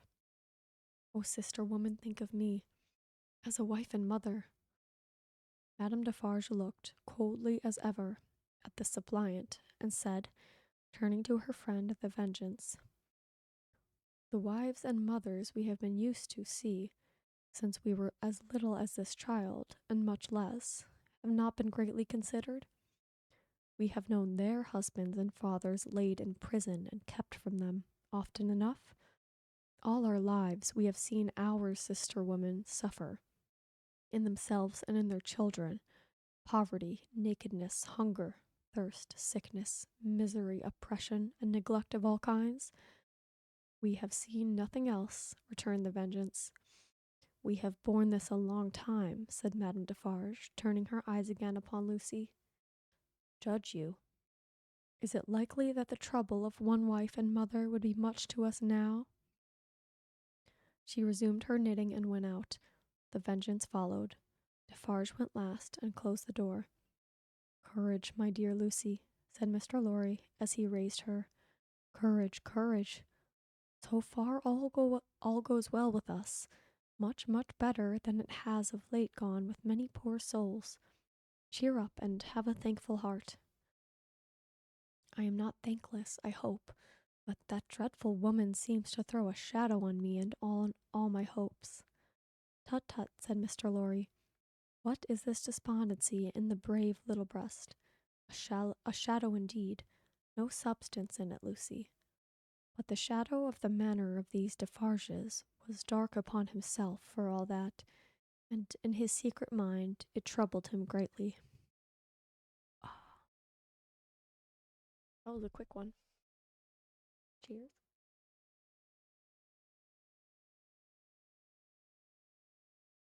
Alrighty. Chapter 4. Calm in Storm. Dr. Manette did not return until the morning of the 4th day of his absence. So much of what had happened in that dreadful time as could be kept from the knowledge of Lucy was so well concealed from her that not until long afterwards, when France and she were far apart, did she know that 1,100 defenseless prisoners of both sexes and all ages had been killed by the populace, that 4 days and nights had been darkened by this deed of horror, and that the air around her had been tainted by the slain. She only knew that there had been an attack upon the prisons, that all political prisoners had been in danger, and that some had been dragged out by the crowd and murdered. Go backwards. To Mr. Lorry, the doctor communicated under an injunction of secrecy on which he had no need to dwell, that the crowd had taken him through a scene of carnage to the prison of La Force, that in the prison he had found a self-appointed tribunal sitting, before which the prisoners were brought singly, and by which they were rapidly ordered to be put forth to be massacred, or to be released, or, in a few cases, to be sent back to their cells. That, presented by his conductors to this tribunal, he had announced himself by name and profession as having been for 18 years a secret and unaccused prisoner in the Bastille, that one of the body so sitting in judgment had risen and identified him, and that this man was Defarge.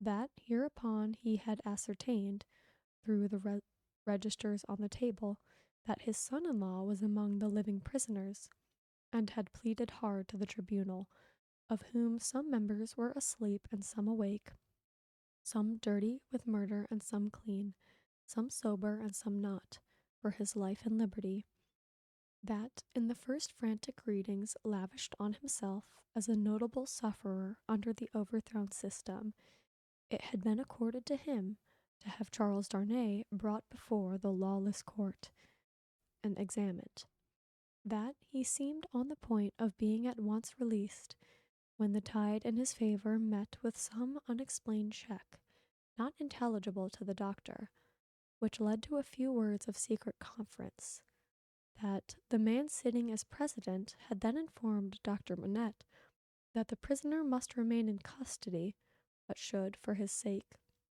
be held inviolate in safe custody, that immediately on a signal the prisoner was removed to the interior of the prison again, but that he, the doctor, had then so strongly pleaded for permission to remain and assure himself that his son-in-law was, through no malice or mischance, delivered to the concourse whose murderous yells outside the gate had often drowned the proceedings, that he had obtained the permission and had remained in that hall of blood until the danger was over.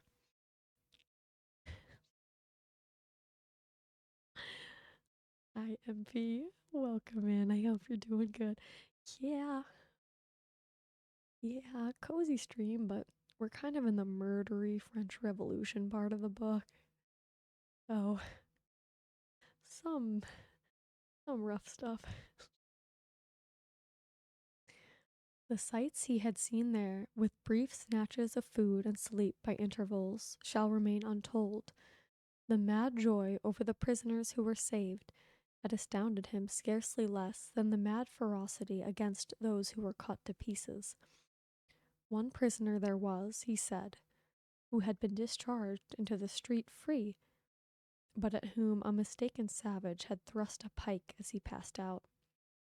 Being besought to go to him and dress the wound, the doctor had passed out at the same gate, and had found him in the arms of a company of Samaritans who were seated on the bodies of their victims, with an inconsistency as monstrous as anything in this awful nightmare.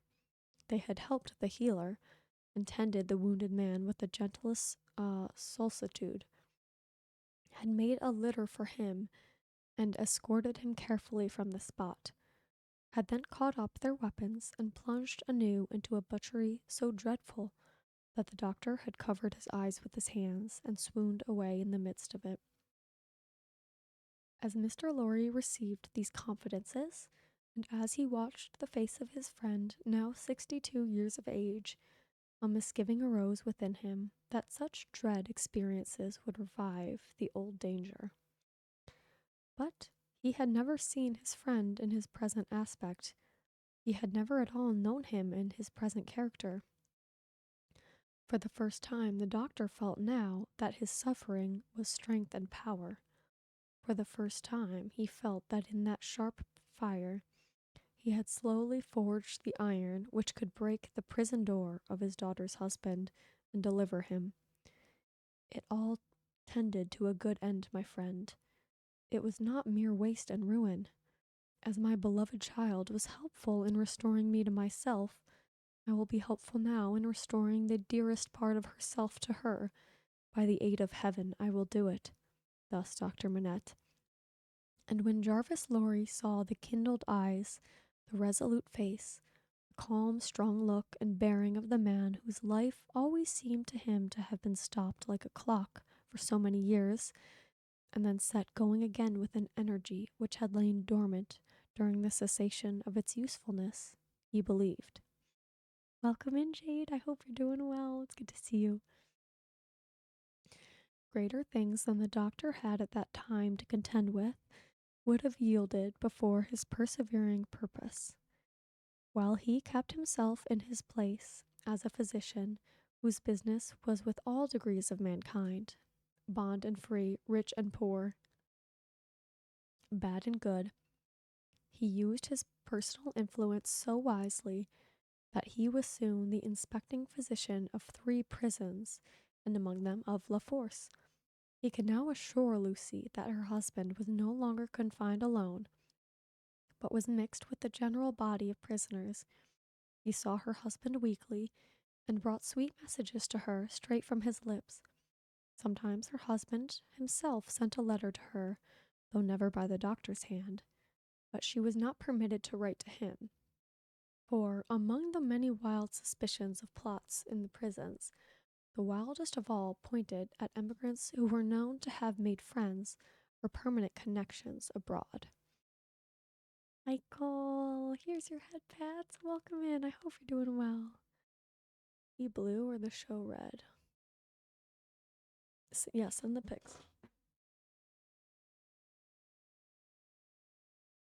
This new life of the doctor's was an anxious life, no doubt. Still, the sagacious Mr. Lorry saw that there was a new sustaining pride in it. Nothing unbecoming tinged the pride.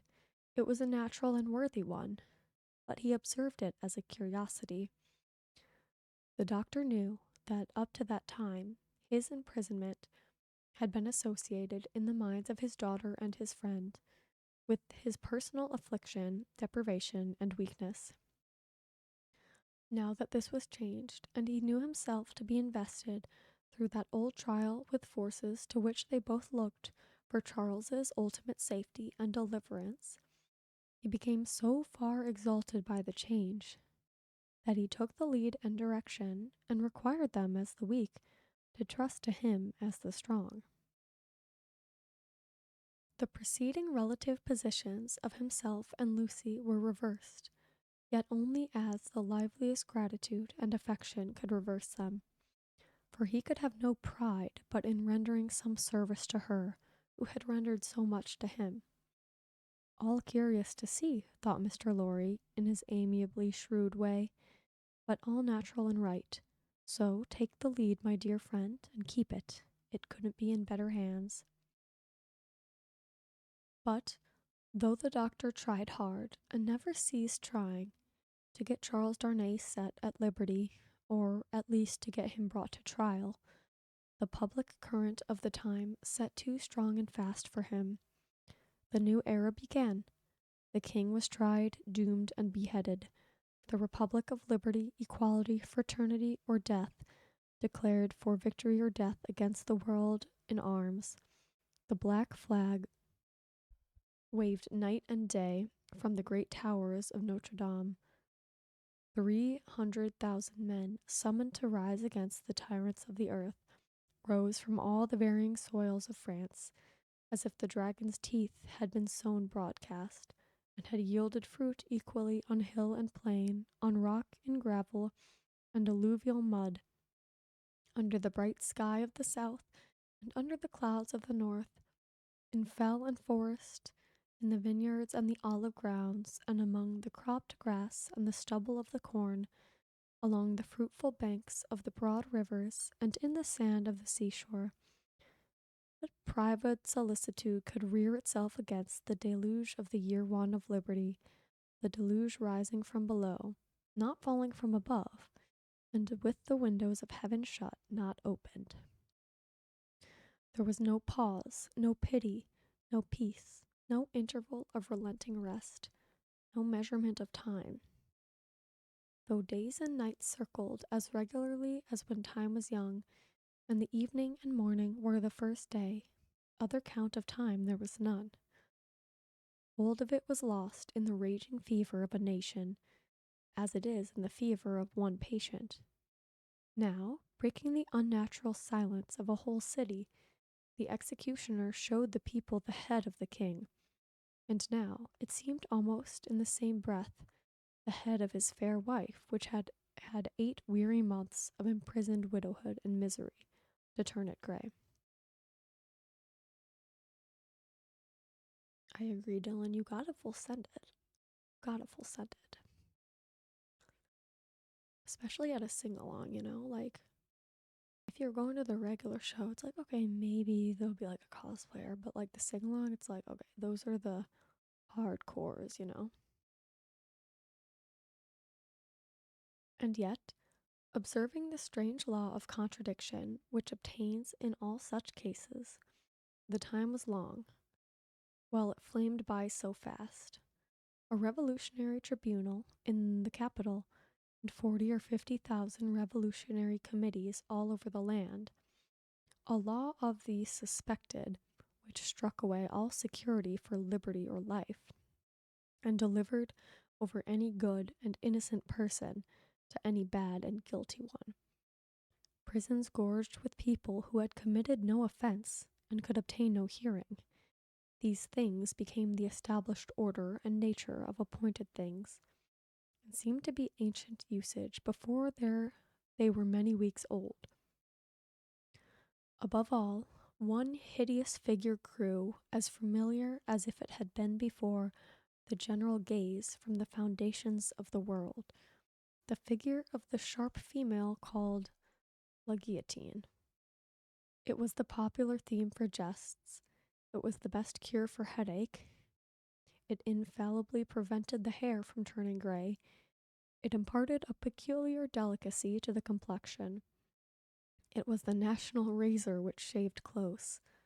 Who kissed La Guillotine looked through the little window and sneezed into the sack. It was the sign of the regeneration of the human race. It superseded the cross. Models of it were worn on breasts from which the cross was discarded, and it was bowed down to and believed in where the cross was denied. It sheared off heads so many that it, and the ground it most polluted, were a rotten red. It was taken to pieces like a toy puzzle for a young devil, and was put together when the occasion wanted it. It hushed the eloquent, struck down the powerful, abolished the beautiful and good. 22 friends of high public mark, 21 living and one dead. It had lopped the heads off in one morning in as many minutes. The name of the strong man of old scripture had descended to the chief functionary who worked it, but, so armed, he was stronger than his namesake, and blinder, and tore away the gates of God's own temple every day.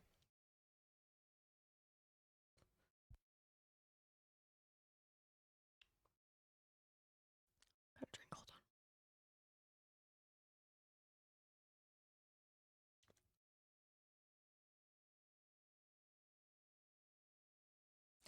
Among these terrors and the brood belonging to them, the doctor walked with a steady head, confident in his power, cautiously persistent in his end, never doubting that he would save Lucy's husband at last. Yet the current of time swept by, so strong and deep, and carried the time away so fiercely, that Charles had lain in prison 1 year and 3 months when the doctor was thus steady and confident. So much more wicked and distracted had the revolution grown in that December month, that the rivers of the South were encumbered with the bodies of the violently drowned by night, and prisoners were shot in lines and squares under the southern wintry sun. Still, the doctor walked among the terrors with a steady head. No man better known than he in Paris at that day, no man in a stranger situation.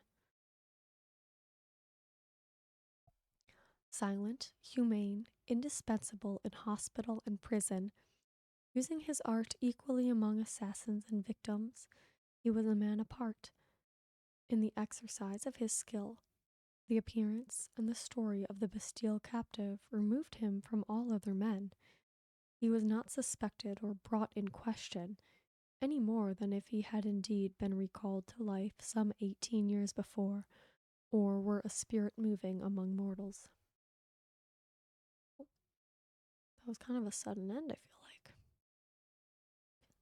Another chapter done. My throat got really dry all of a sudden. I keep having to clear my throat. Alrighty. Chapter 5 of Book 3, The Wood Sawyer. 1 year. Oh, let me read this question first. What is your favorite book of all time? That's a hard question. I used to really like the book Ready Player One, which had a movie made about it, or like a movie adaptation, and that got, I feel like people either loved it or they hated it, so it got kind of a bad rep. Um, but yeah, that's like the main one. I really like that book. I like the story and the writing style. I thought was really good. Do you have one, Waffle?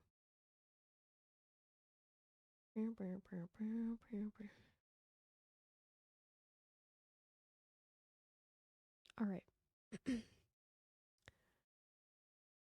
All right, let's go with chapter 5. 1 year and 3 months. During all that time, Lucy was never sure, from hour to hour, but that the guillotine would strike off her husband's head next day. Every day, through the stony streets, the tumbrils now jolted heavily, filled with condemned. Lovely girls, bright women, brown-haired, black-haired, and gray, youths, stalwart, men and old, gentle-born and peasant-born, all red wine for la guillotine, all daily brought into light from the dark cellars of the loathsome prisons, and carried to her through the streets to slake her devouring thirst. Liberty, equality, fraternity, or death. The last, much the easiest to bestow. O guillotine. Beat you guys to it. Like, the first time I was like, okay. But like an hour later, sends it again. I'm like, why are you still here if you if you don't like this? Like an hour later. People are silly. People are silly. You look British.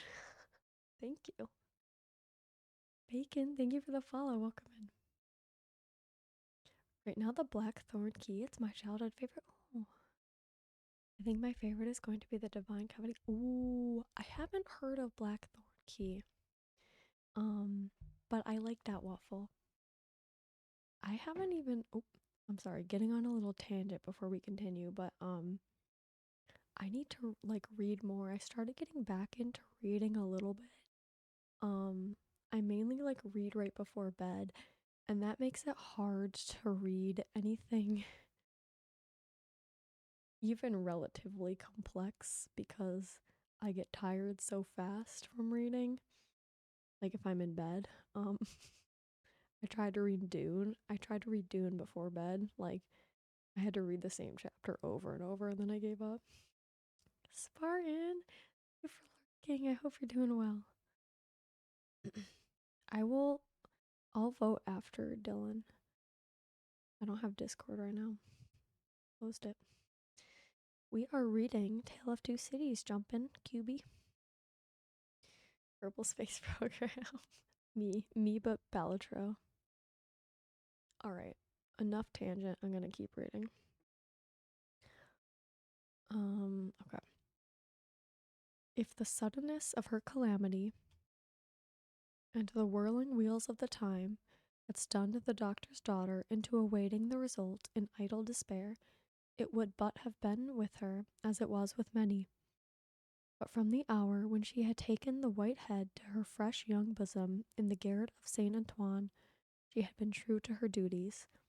She was truest to them in the season of trial, and all the quietly loyal and good will always be. As soon as they were established in their new residence, and her father had entered on the routine of his avocations, she arranged the little household as exactly as if her husband had been there. Everything had its appointed place and its appointed time. Little Lucy she taught as regularly as if they had all been united in their English home. The slight devices with which she cheated herself into the show of a belief that they would soon be reunited, the little preparations for his speedy return, the setting aside of his chair and his books, these, and the solemn prayer at night for one dear prisoner especially, among the many unhappy souls in prison in the shadow of death, were almost the only outspoken reliefs of her heavy mind. Hi Nar, welcome in. I hope you're doing well. She did not greatly alter in appearance.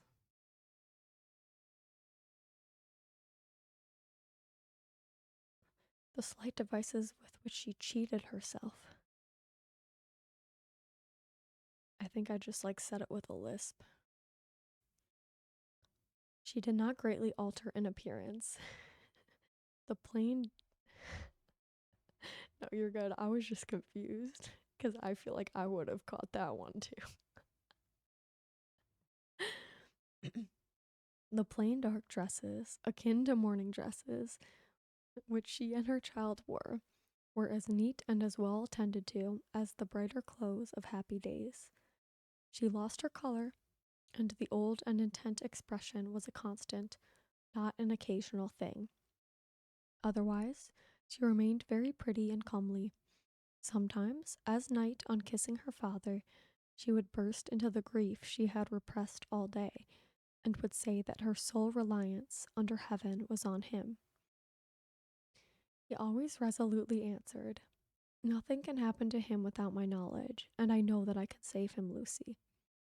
They had not made the round of their changed life many weeks, and her father said to her, on coming home one evening, "My dear, There is an upper window in the prison to which Charles can sometimes gain access at 3 in the afternoon.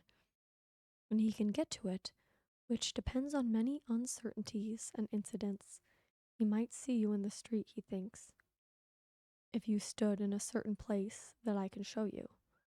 But you will not be able to see him, my poor child, and even if you could, it would be unsafe for you to make a sign of recognition. Oh, show me the place, father, and I will go there every day. From that time, in all weathers, she waited there 2 hours. As the clock struck 2, she was there, and at 4 she turned resignedly away. When it was not too wet or inclement for her child to be with her, they went together. At other times she was alone, but she never missed a single day. It was the dark and dirty corner of a small winding street. The hovel of a cutter of wood into lengths for burning was the only house at that end. All else was wall. On the third day of her being there, he noticed her. Good day, citizeness. Good day, citizen. This mode of address was now prescribed by decree. It had been established voluntarily some time ago among the more thorough patriots, but was now law for everybody. Walking here again, citizeness? You see me, citizen. The wood sawyer, who was a little man with a redundancy of gesture, he had once been a mender of roads, cast a glance at the prison, pointed at the prison, and putting his 10 fingers before his face to represent bars, heaped through them jocosely. But it's not my business, said he, and went on sawing his wood. Next day he was looking out for her, and accosted her the moment she appeared. What? Walking here again, citizeness? Yes, citizen. Ah, a child too. Your mother, is it not, my little citizeness? Do I say yes, mamma? Whispered little Lucy, drawing close to her. Yes, dearest. Yes, citizen. Ah, but it's not my business. My work is my business. See my saw? I call it my little guillotine. La la la la la la, and off his head comes. The billet fell as he spoke, and he threw it into a basket.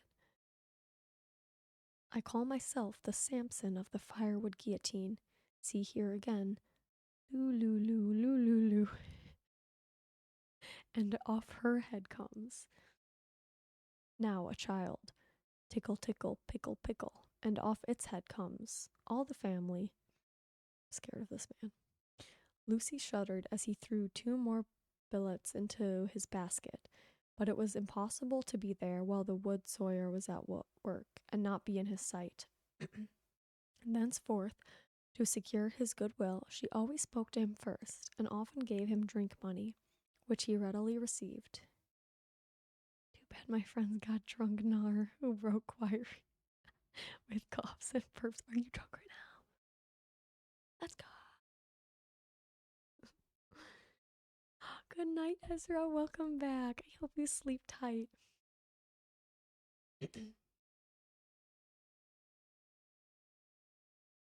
Nighty night, Ezra. Hug.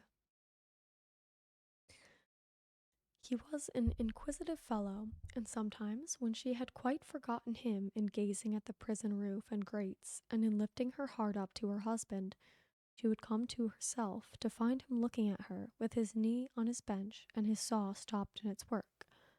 But it's not my business, he would generally say at those times, and would briskly fall to his sawing again. In all weathers, in the snow and frost of winter, in the bitter winds of spring, in the hot sunshine of summer, in the rains of autumn, and again, in the snow and frost of winter, Lucy passed 2 hours of every day at this place, and every day on leaving it, she kissed the prison wall.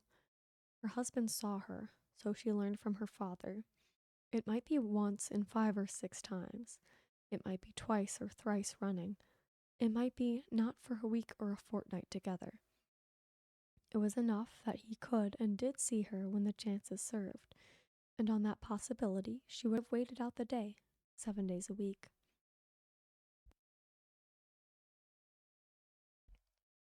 I'm glad, Ezra. Hope you enjoy your sleep. These occupations brought her round to the December month wherein her father walked among the terrors with a steady head. On a lightly snowing afternoon, she arrived at the usual corner. It was a day of some wild rejoicing and a festival. She had seen the houses, as she came along, decorated with little pikes and with little red caps stuck upon them, also with tricolored ribbons, also with the standard inscription. Tricolored letters were the favorite: Republic one and indivisible, liberty, equality, fraternity, or death.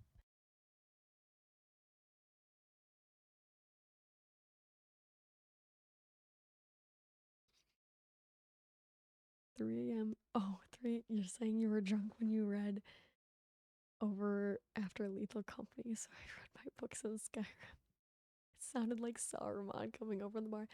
It's so funny that you say that, Nar, because that is one of the things I wanted to do with the reading streams one of these days, is just do soft-spoken Skyrim book reading, so that'll happen. Count, thank you for the follow. Welcome in. All right, let me continue. The miserable shop of the wood sawyer was so small that its whole surface furnished very indifferent space for him for this legend. He had got somebody to scrawl it up for him, however, who had squeezed death in with most inappropriate difficulty. On his housetop he displayed pike and cap as a good citizen must, and in a window he had stationed his saw inscribed as his little Saint Guillotine, for the great sharp female was by that time popularly canonized. His shop was shut and he was not there, which was a relief to Lucy and left her quite alone. But he was not far off, for presently she heard a troubled movement and a shouting coming along, which filled her with fear. A moment afterwards, and a throng of people came pouring round the corner by the prison wall, in the midst of whom was the wood sawyer hand in hand with the Vengeance.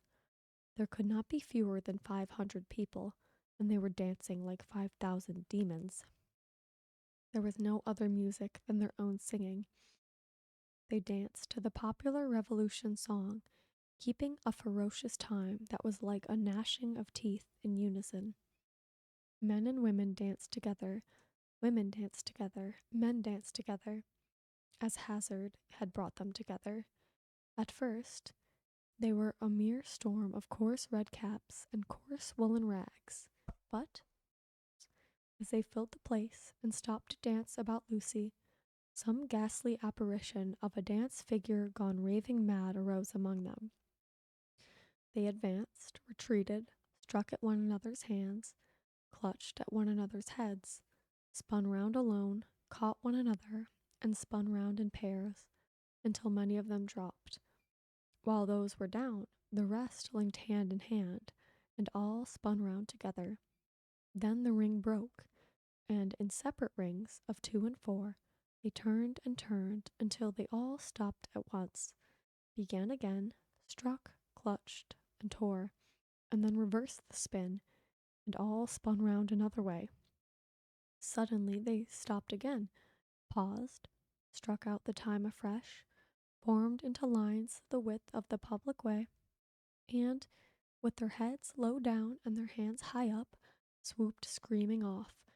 No fight could have been half so terrible as this dance. It was so emphatically a fallen sport, a something once innocent delivered over to all devilry, a healthy pastime changed into a means of angering the blood, bewildering the senses, and stealing the heart. Such grace as was visible in it made it the uglier, showing how warped and perverted all things good by nature were become. The maidenly bosom bared to this, the pretty, almost child's head thus distracted, the delicate foot mincing in the slough of blood and dirt, and the slow, I don't know that word, I'm sorry, were types of the disjointed time. Welcome in, Dave. I hope you're doing well. This was the Carmagnole. As it passed, leaving Lucy frightened and bewildered, in the doorway of the wood Sawyer's house, the feathery snow fell as quietly and lay and as white and soft as if it had never been. Oh, my father! For he stood before her when she lifted up the eyes she had momentarily darkened with her hand. Such a cruel, bad sight. I know, my dear, I know. I have seen it many times. Don't be frightened. Not one of them would harm you. I am not frightened for myself, my father, but when I think of my husband and the mercies of these people, we will set him above their mercies very soon. I left him climbing to the window, and I came to tell you, there is no one here to see. You may kiss your hand towards that highest shelving roof. I do so, father, and I send him my soul with it. You cannot see him, my poor dear? No, father, said Lucy, yearning and weeping as she kissed her hand. No. A footstep in the snow. Madame Defarge. I salute you, citizeness, from the doctor. I salute you, citizen. This in passing. Nothing more. Madame Defarge gone, like a shadow over the white road. Give me your arm, my love. Pass from here with an air of cheerfulness and courage for his sake. That was well done. They had left the spot. It shall not be in vain. Charles is summoned for tomorrow. For tomorrow. There is no time to lose. I am well prepared, but there are precautions to be taken that could not be taken until he was actually summoned before the tribunal. He has not received the notice yet, but I know that he will presently be summoned for tomorrow and removed to the conciergerie. I have timely information. You are not afraid? She could scarcely answer. I trust in you.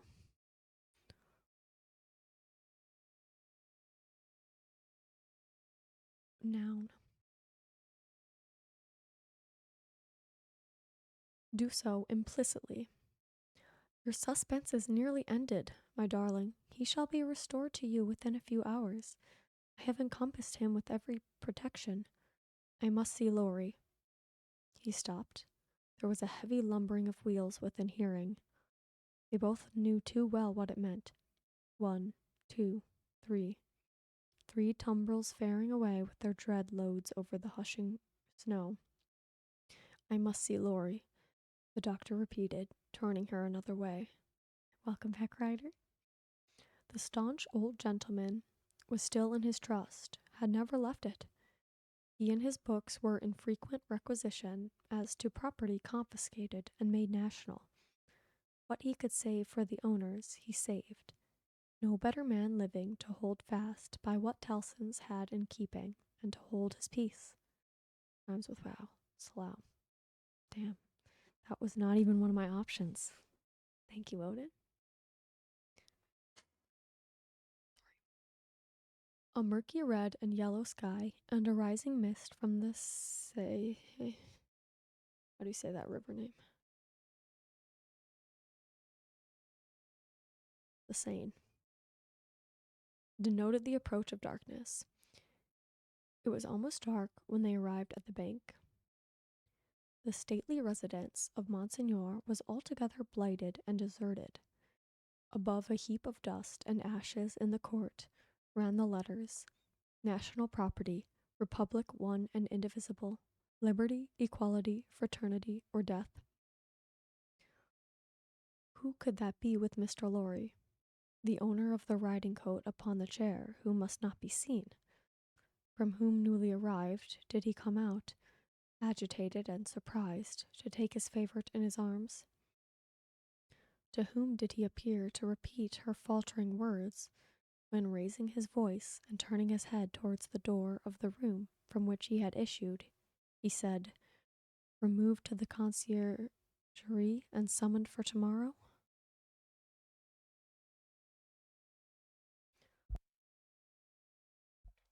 Okay. Wow. I feel like these chapters are shorter than maybe the ones before, or I'm reading faster. I'm not sure. Um, like this song. I should hold on, let me I have a little now playing widget. Let me just move it. It's like a Claire de Lune chill hop remix, which I really like too, Waffle. Where should I put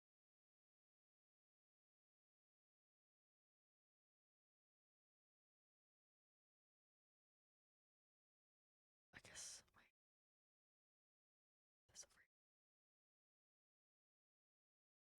here. Okay. I feel like I'm missing a lot, but that's because I'm focused on this paper I'm writing. Nah, you're good. Honestly, if anybody has been like paying attention to this story, I would be surprised. Because not only is the language in this a little, it's not too tough, but some of Dickens' sentences are very long. And I know people haven't been here for every single stream, and so like, don't worry, it's just good background noise. Put it a little left and up from center. Just covering my face. The more you read, the better your reading skill is. It is just something you practice. New speed read? Yeah, I feel like I am maybe just going a bit faster than I did before. Tale of Two Cities is dry. It is, but I will say it is satisfying to read. As tough as some of the sentences are, it's like satisfying to read. And the ending is just so good that like, it's just so good. It's just such a good ending. But I won't spoil it. Don't call me out. No, no, that was not meant to be a call out at all. It was literally just like that I would be absolutely shocked if like somebody has gotten the full plot from these streams. Like it's really just meant to be background noise. But thank you for the hydrate, by the way, Jay. Cheers. If you see a guy in an NYC Regal theater, like all out, I won't ask any questions. I will know. They should rewrite this in super language. Would love to read about darn days. Cannot believe you just wrote that. The band hammer. That reminds me of slight derail before we continue. This is different from what Weasley is suggesting, but when I read Shakespeare in like high school, I got a burp. When I read Shakespeare, we would get these books that like had the Shakespeare on the left page, and then like on the right page, it would have basically just like a modern translation. And so it was really helpful. You could like read the Shakespeare page and then read basically what the hell he was saying. And that's not skibbity riz Zoomer talk. Actually, can I correct you there for a second, Weasley? Skibbity riz is Gen Alpha talk.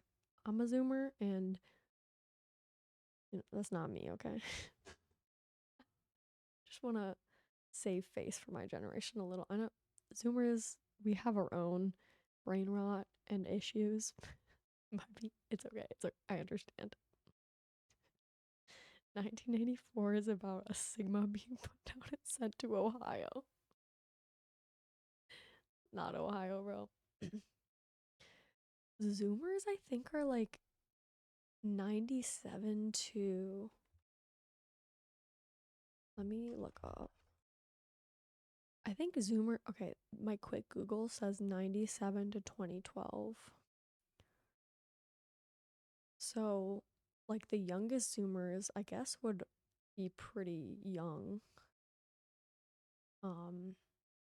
So maybe some of that skibbity riz does bleed into young Zoomers, but like, I was born in 2001, and like, my brain rot was like the word yeet. everyone said yeet for everything. And Vine references. Just found out I'm a Zoomer. Welcome to the club. We Zoomers. We can include that in the classic rights. I will do one for like yeet Zoomer talk and then one for Gen Alpha, which is like skibbity riz. Alrighty. I will continue. Chapter 6. We're getting into it. Triumph. Alright. The dead tribunal of 5 judges, public prosecutor, and determined jury sat every day. Their lists went forth every evening and were read out by the jailers of the various prisons to their prisoners. The standard jailer joke was, "Come out and listen to the evening paper, you inside there." Charles Evrémonde called Darnay. So at last began the evening paper at La Force. When a name was called, its owner stepped apart into a spot reserved for those who were announced as being thus fatally recorded. Charles Evrémonde, called Darnay, had no reason to know the usage. He had seen hundreds pass away so. I will write that down, Weasley. Put it in another tab so I don't forget.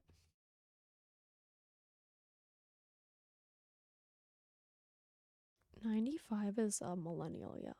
Zoomers are caught between millennials. Yeah, exactly. Like 97 to like 2001 is, or like 2002 or 3, I feel like is a kind of a blend area. I'm definitely more of like a Zoomer mindset, I would say, and like I was on the internet for like most of my life, but like I didn't have like an iPhone till I was in like high school, which I know some people are going to be like, "Oh, you didn't have an iPhone till you were in high school." But if you think about Gen Alpha, when like they're getting iPads when they're like literally a baby, you know? I don't know why I'm like talking like this too. Odin, skibbity on. But like, if, okay, if somebody, I would like to believe, okay, first of all, I would like to believe that those people are doing it ironically. I can't defend them, never mind. The iPhone wasn't invented. I know, that's why I knew right when I said it, like, Odin was gonna be like, you didn't have an iPhone till you were in high school? Back in my day.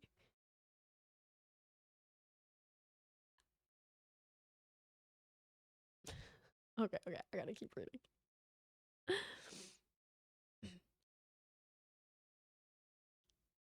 Hi, Dr. Kumis. Welcome in. I hope you're doing well. Get cozy. His bloated jailer, who wore spectacles to read with, glanced over them to assure himself that he had taken his place, and went through the list, making a similar short pause at each name. There were 23 names, but only 20 were responded to. For one of the prisoners so summoned had died in jail and had been forgotten, and 2 had already been guillotined and forgotten. The list was read in the vaulted chamber where Darnay had seen the associated prisoners on the night of his arrival. Every one of those had perished in the massacre. Every human creature he had since cared for and parted with had died on the scaffold. There were hurried words of farewell and kindness, but the parting was soon over. It was the incident of every day, and the society of La Force were engaged in the preparation of some games of forfeits and a little concert for that evening. They crowded to the grates and shed tears there, but 20 places in the projected entertainments had to be refilled, and the time was, at best, short to the lock-up hour, when the common rooms and corridors would be delivered over to the great dogs who kept watch there through the night. The prisoners were far from insensible or unfeeling. Their ways arose out of the condition of the time, Similarly, though with a subtle difference, a species of fervor or intoxication, known, without doubt, to have led some persons to brave the guillotine unnecessarily and to die by it, was not mere boastfulness, but a wild infection of the wildly shaken public mind. In seasons of pestilence, some of us will have a secret attraction to the disease, a terrible passing inclination to die of it, and all of us have like wonders hidden in our breasts, only needing circumstances to evoke them. So he's a horrible doctor. No, if you're talking about Dr. Manette, he's a good doctor. He can't really save people if they get their heads cut off, unfortunately. The passage to the conciergerie was short and dark. The night, in its vermin-haunted cells, was long and cold. Next day, 15 prisoners were put to the bar before Charles Darnay's name was called. All the 15 were condemned, and the trials of the whole occupied an hour and a half. Charles Evrémonde, called Darnay, was at length arraigned. His judges sat upon the bench in feathered hats, but the rough red cap and tricolored cockade was the headdress otherwise prevailing. Looking at the jury and the turbulent audience, he might have thought that the usual order of things was reversed, and that the felons were trying the honest men. The lowest, cruelest, and worst populace of a city, never without its quantity of low, cruel, and bad, were the directing spirits of the scene, noisily commenting, applauding, disapproving, anticipating, and precipitating the result without a check. Of the men, the greater part were armed in various ways. Of the women, some wore knives, some daggers, some ate and drank as they looked on, many knitted. Among these last was one with a spare piece of knitting under her arm as she worked. She was in a front row by the side of a man whom he had never seen since his arrival at the barrier, but whom he directly remembered as Defarge. He noticed that she once or twice whispered in his ear, and that she seemed to be his wife. But what he most noticed in the two figures was that although they were posted as close to himself as they could be, they never looked towards him. They seemed to be waiting for something with a dogged determination, and they looked at the jury, but at nothing else. Under the president sat Dr. Manette, in his usual quiet dress. As well as the prisoner could see, he and Mr. Lorry were the only men there, unconnected with the tribunal, who wore their usual clothes, and had not assumed the coarse garb of the Carmagnole. Good luck, Weasley, I believe in you. Also, a few minutes ago, Doctor said done working for the railway for the rest of the year. Hope you enjoy the rest of your year. Your little vacation time. Good job. Charles Evrémonde, called Darnay, was accused by the public prosecutor as an immigrant whose life was forfeit to the Republic under the decree which banished all immigrants on pain of death. It was nothing that the decree bore date since his return to France. There he was, and there was the decree. He had been taken in France, and his head was demanded. "Take off his head," cried the audience, an enemy to the Republic. The president rang his bell to silence those cries, and asked the prisoner whether it was not true that he had lived many years in England. Undoubtedly it was. Was he not an immigrant then? What did he call himself? Not an immigrant, he hoped, within the sense and spirit of the law. Why not? The president desired to know. Because he had voluntarily relinquished a title that was distasteful to him, and a station that was distasteful to him, and had left his country. He submitted before the word immigrant in the present acceptation by the tribunal was in use, to live by his own industry in England, rather than on the industry of the overladen people of France. What proof had he of this? He handed in the names of two witnesses, Theophile Gabelle and Alexander Manette. But he had married in England, the president reminded him. True, but not an English woman. A citizeness of France? Yes, by birth. Her name and family? Lucy Manette, only daughter of Dr. Manette, the good physician who sits there. The answer had a happy effect upon the audience. Cries and exultation of the well-known good physician rent the hall.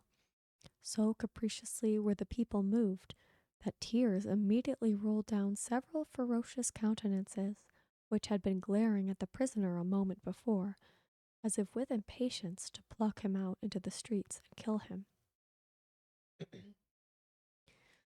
On these few steps of his dangerous way, Charles Darnay had set his foot according to Dr. Manette's reiterated instructions. The same cautious counsel directed every step that lay before him, and had prepared every inch of his road. The president asked, why had he returned to France when he did, and not sooner?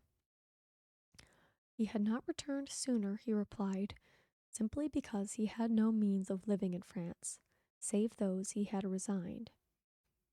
Whereas in England he lived by giving instruction in the French language and literature. He had returned when he did, on the pressing and written entreaty of a French citizen, who represented that his life was endangered by his absence. He had come back to save a citizen's life and to bear his testimony at whatever personal hazard to the truth.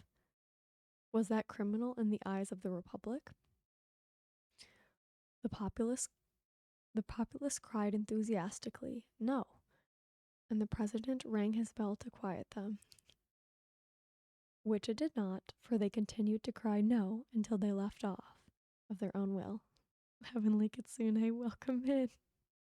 Kitsunes are great. They are great. I'm great. How are you? The president required the name of that citizen. The accused explained that the citizen was his first witness.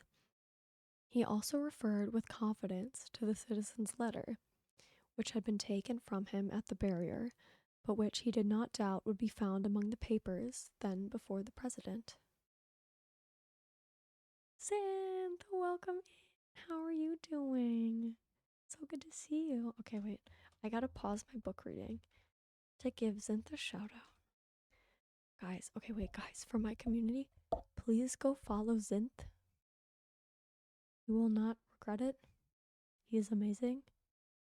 Very great streamer. Very adorable VTuber model, also. Bored and lonely. I'm sorry, Kitsune. Well, get cozy, grab a little beverage. We're doing some cozy reading. So I hope I can, I don't know how entertaining it'll be coming in the middle of the story, but it's chill time. Of course I had to. You're amazing. I loved watching your stream the other day, and I'm gonna try to catch some more. All right.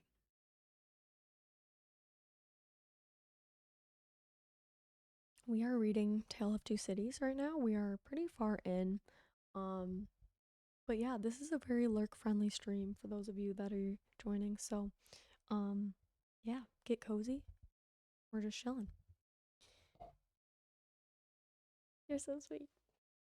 Appreciate it. All right. The doctor had taken care that it should be there, had assured him that it would be there, and at this stage of the proceedings, it was produced and read. Citizen Gabelle was called to confirm it, and did so. Citizen Gabelle hinted with infinite delicacy and politeness that in the pressure of business imposed on the tribunal by the multitude of enemies of the Republic with which it had to deal, he had been slightly overlooked in his prison of the Abbaye. In fact, had rather passed out of the tribunal's patriotic remembrance until 3 days ago, when he had been summoned before it, and had been set at liberty on the jury's declaring themselves satisfied that the accusation against him was answered, as to himself, by the surrender of the citizen Evermond called Darnay. Kitsune and Verme, thank you for following. Welcome in. Dr. Manette was next questioned. His high personal popularity and the clearness of his answers made a great impression, but as he proceeded, as he showed that the accused was his first friend on his release from his long imprisonment, that the accused had remained in England, always faithful and devoted to his daughter and himself in their exile, that so far from being in favor with the aristocrat government there, he had actually been tried for his life by it, as the foe of England and friend of the United States. As he brought these circumstances into view with the greatest discretion and with the straightforward force of truth and earnestness, the jury and the populace became one. At last, when he appealed by name to Monsieur Laurie, an English gentleman then and there present, who, like himself, had been a witness on that English trial and could corroborate his account of it, the jury declared that they had heard enough, and that they were ready with their votes if the president were content to receive them. At every vote, the jurymen voted aloud and individually. The populace set up a shout of applause. All the voices were in the prisoner's favor, and the president declared him free. Then began one of those extraordinary scenes with which the populace sometimes gratified their fickleness, or their better impulses towards generosity and mercy, or which they regarded as some set-off against their swollen account of cruel rage. No man can decide now to which of these motives such extraordinary scenes were referable. It is probable to a blending of all the three, with the second predominating. No sooner was the acquittal pronounced than tears were shed as freely as blood at another time, and such fraternal embraces were bestowed upon the prisoner by as many of both sexes as could rush at him, that after his long and unwholesome confinement he was in danger of fainting from exhaustion, none the less because he knew very well that the very same people, carried by another current, would have rushed at him with the very same intensity to rend him to pieces and strew him over the streets. His removal to make way for other accused persons who were to be tried rescued him from these caresses for the moment. 5 were to be tried together next as enemies of the Republic, for as much as they had not assisted it by word or deed. So quick was the tribunal to compensate itself and the nation for a chance lost, that these 5 came down to him before he left the place, condemned to die within 24 hours. The first of them told him so, with the customary prison sign of death, a raised finger, and they all added in words, "Long live the Republic." The 5 had had, it is true, no audience to lengthen their proceedings, for when he and Dr. Manette emerged from the gate, there was a great crowd about it, in which there seemed to be every face he had seen in court, except 2 for which he looked in vain. On his coming out, the concourse made at him anew, weeping, embracing, and shouting, all by turns and all together, until the very tide of the river on the bank of which the mad scene was acted seemed to run mad, like the people on the shore. They put him into a great chair they had among them, and which they had taken either out of the court itself, or one of its rooms or passages. Over the chair they had thrown a red flag, and to the back of it they had bound a pike with a red cap on its top. In this car of triumph, not even the doctor's entreaties could prevent his being carried to his home on men's shoulders, with the confused sea of red caps heaving about him, and casting up to sight from the stormy deep such wrecks of faces, that he more than once misdoubted his mind being in confusion, and that he was in the tumbril on his way to the guillotine. In wild, dreamlike procession, embracing whom they met and pointing him out, They carried him on, reddening, reddening the snowy streets with the prevailing Republican color, and winding and tramping through them, as they had reddened them below the snow with a deeper dye. They carried him thus into the courtyard of the building where he lived. Her father had gone on before to prepare her, and when her husband stood upon his feet, she dropped insensible in his arms. As he held her to his heart and turned her beautiful head between his face and the brawling crowd, so that his tears and her lips might come together unseen, a few of the people fell to dancing. Instantly, all the rest fell to dancing, and the courtyard overflowed with the carmagnole. Then they elevated into the vacant chair a young woman from the crowd to be carried as the goddess of liberty, and then swelling and overflowing out into the adjacent streets and along the river's bank and over the bridge, the carmagnole absorbed them every one and whirled them away. After grasping the doctor's hand as he stood victorious and proud before him, after grasping the hand of Mr. Lorry,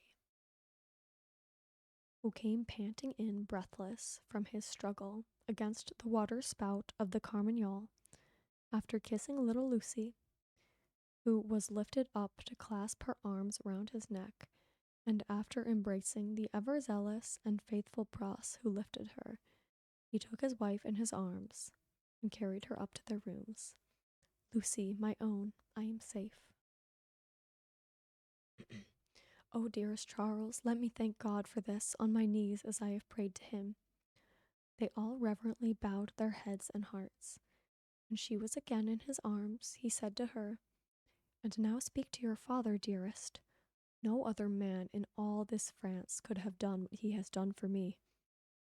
She laid her head upon her father's breast as she had laid his poor head on her own breast long, long ago.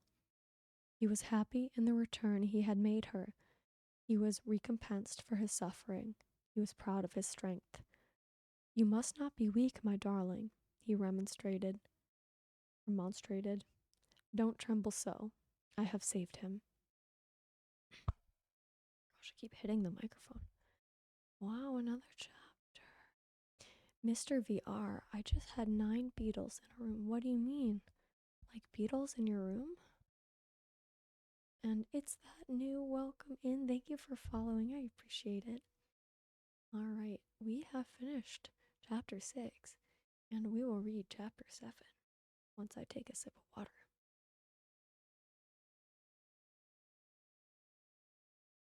I'm almost out of water, but I think it'll last. So, trying to remember where I downloaded it, Ryder. Hold on. I believe I got the book from, Z Library, which is basically like a free archive of, ebooks essentially. And I mean, it only has stuff like in the public domain. So since this one's obviously really old, I was able to download it. So I downloaded it from Z Library, and then I'm reading it in another free app. It's called I'm Frida or Frida. I'm not quite sure how to say it, but it's spelled Freida.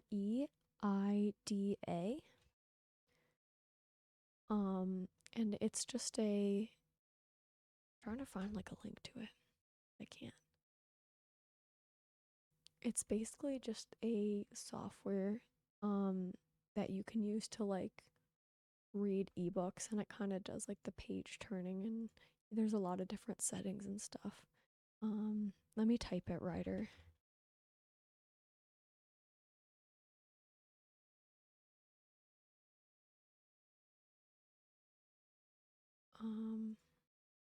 I don't know why I can't find a link to it. Oh, here it is. I found it on like the Microsoft store. There's a link to it, by the way. I would recommend it. It's pretty decent for I've just been using it for this stream mainly. Would be I. Vida. Vida. Nacho, thank you for the follow. Welcome in. How are you? Alrighty.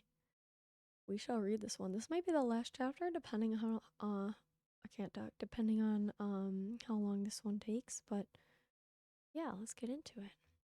I gotta do stuff first. Would you stream reading? Or games? Alright. Chapter 7. A knock at the door. I have saved him. It was not another of the dreams in which he had often come back. He was really here. And yet his wife trembled, and a vague but heavy fear was upon her. All the air round was so thick and dark. The people were so passionately revengeful and fitful. The innocent were so constantly put to death on vague suspicion and black malice. It was so impossible to forget that many as blameless as her husband and as dear to others as he was to her every day shared the fate from which he had been clutched, that her heart could not be as lightened of its load as she felt it ought to be. Oh my goodness. Solemn Senpai, welcome in. Thank you so much for raiding. How's it going, raiders? Let me read your shout out really quick. Solemn Senpai is your go-to for a chill time. They mix ASMR with gaming, especially Lego Star Wars and Battlefront 2.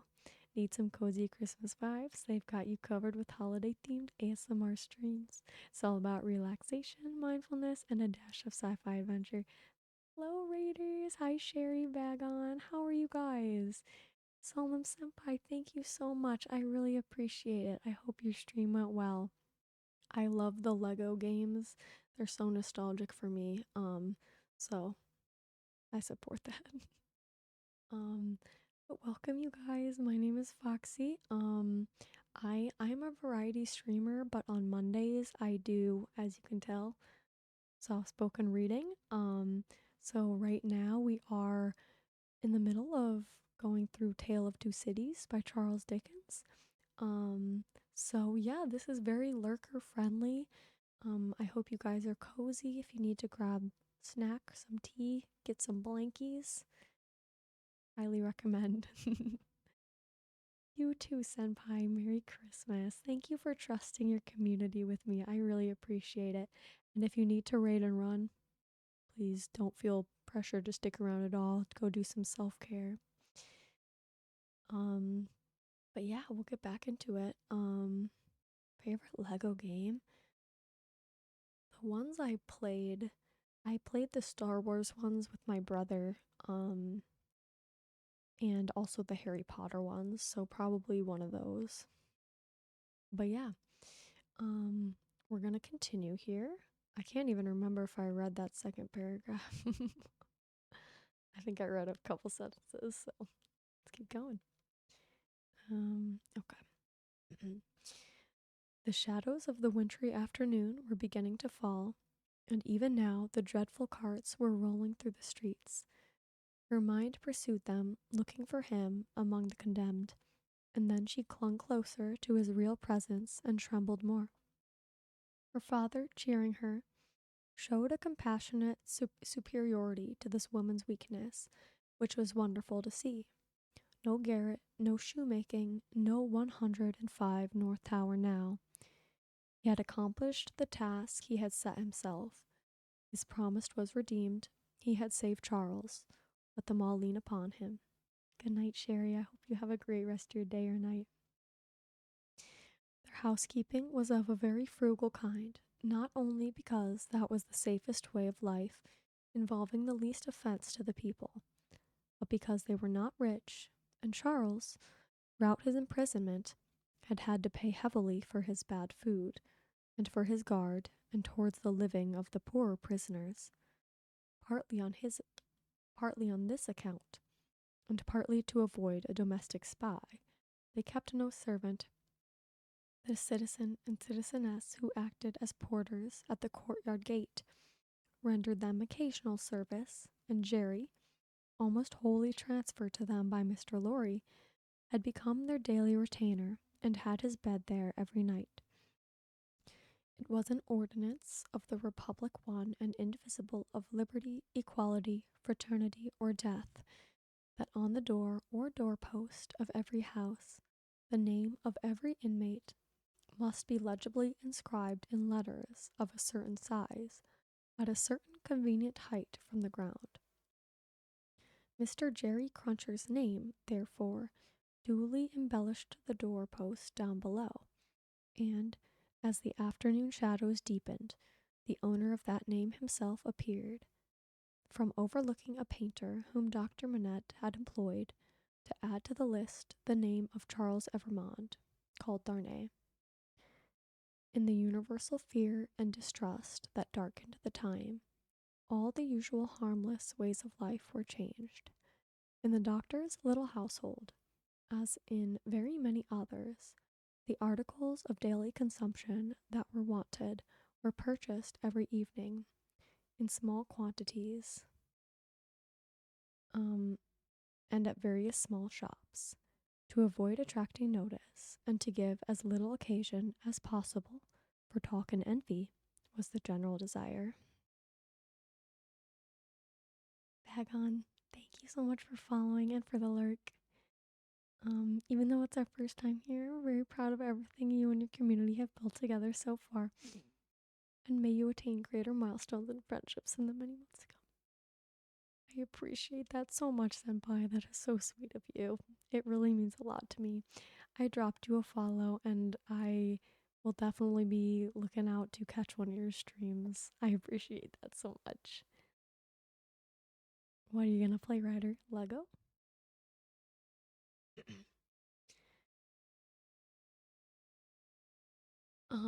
Lurking? So if you it doesn't really do anything, Waffle. It's just a way of telling the streamer that you're watching the stream or you have the stream pulled up, but you might not be chatting. You don't even like need to say you're lurking. But some people will either do like the channel point redeem, or there's also you can do exclamation point lurk. But yeah, it's just a little way of telling the streamer that you're there but not chatting.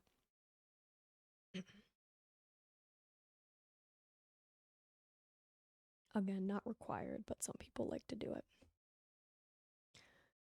For some months past, Miss Pross and Mr. Cruncher had discharged the office of purveyors, the former carrying the money, the latter the basket, every afternoon at about the time when the public lamps were lighted. They fared forth on this duty, and made and brought home such purchases as were needful. Although Miss Pross, through her long association with the French family, might have known as much of their language as of her own, if she had had a mind, she had no mind in that direction. Consequently, she knew no more of that nonsense, as she was pleased to call it, than Mr. Cruncher did. So her manner of marketing was to plump a noun substantive at the head of a shopkeeper without any introduction in the nature of an article, and, if it happened to not be the name of the thing she wanted, to look round for that thing, lay hold of it, and hold on by it until the bargain was concluded. She always made a bargain for it by holding up, as a statement of its just price, one finger less than the merchant held up, whatever his number might be.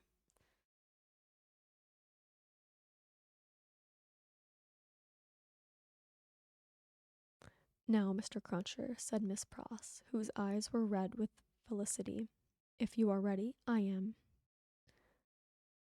Jerry hoarsely professed himself at Mrs. Pross's service. He had worn all his rust off long ago, but nothing would file his spiky head down. There's all manner of things wanted, said Miss Pross, and we shall have a precious time of it. We want wine among the rest. Nice toasts these redheads will be drinking, wherever we buy it. It will be much the same to your knowledge, miss, I should think, retorted Jerry, whether they drink your health or the old one's. Who is he? Said Miss Pross. Mr. Cruncher, with some diffidence, explained himself as meaning Old Nick's. Ha, said Miss Pross. It doesn't need an interpreter to explain the meaning of these creatures. They have but one, and it's midnight murder and mischief. Hush, dear, pray, pray, be cautious, cried Lucy. Yes, yes, yes, I'll be cautious, said Miss Pross. But I may say among ourselves that I do hope there will be no oniony and tobacco-y smotherings in the form of embracings all around going on in the streets. Now, Lady Bird, never you stir from that fire till I come back. Take care of the dear husband you have recovered, and don't move your pretty head from his shoulder as you have it now, till you see me again. May I ask a question, Dr. Manette, before I go? I think you may take that liberty, the doctor answered, smiling. For gracious sake, don't talk about liberty. We have quite enough of that, said Miss Pross. Hush, dear, again? Lucy remonstrated. Well, my sweet, said Miss Pross, nodding her head emphatically, the short and the long of it is that I am a subject of His Most Gracious Majesty King George III. Miss Pross curtsied at the name, and as such my maxim is, confound their politics, frustrate their knavish tricks, on him our hopes we fix, God save the king. Mr. Cruncher, in an access of loyalty, growlingly repeated the words after Miss Pross, like somebody at church. I am glad you have so much of the Englishman in you, though I wish you had never taken that cold in your voice, said Miss Pross approvingly. But the question, Dr. Manette, is there? It was the good creature's way to affect to make light of anything that was a great anxiety with them all, and to come at it in this chance manner. Is there any prospect yet of our getting out of this place? I fear not yet. It would be dangerous for Charles yet. Hi ho hum, said Miss Pross, cheerfully repressing a sigh as she glanced at her darling's golden hair in the light of the fire. Then we must have patience and wait, that's all. We must hold up our heads and fight low, as my brother Solomon used to say. Now, Mr. Cruncher, don't you move, Lady Bird.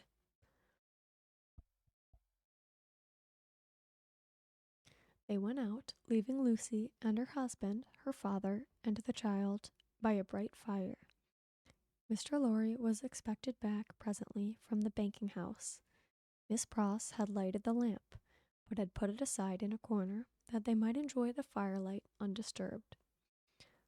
Little Lucy sat by her grandfather with her hands clasped through his arm, and he, in a tone not rising much above a whisper, began to tell her a story of a great and powerful fairy who had opened a prison wall and let out a captive who had once done the fairy a service.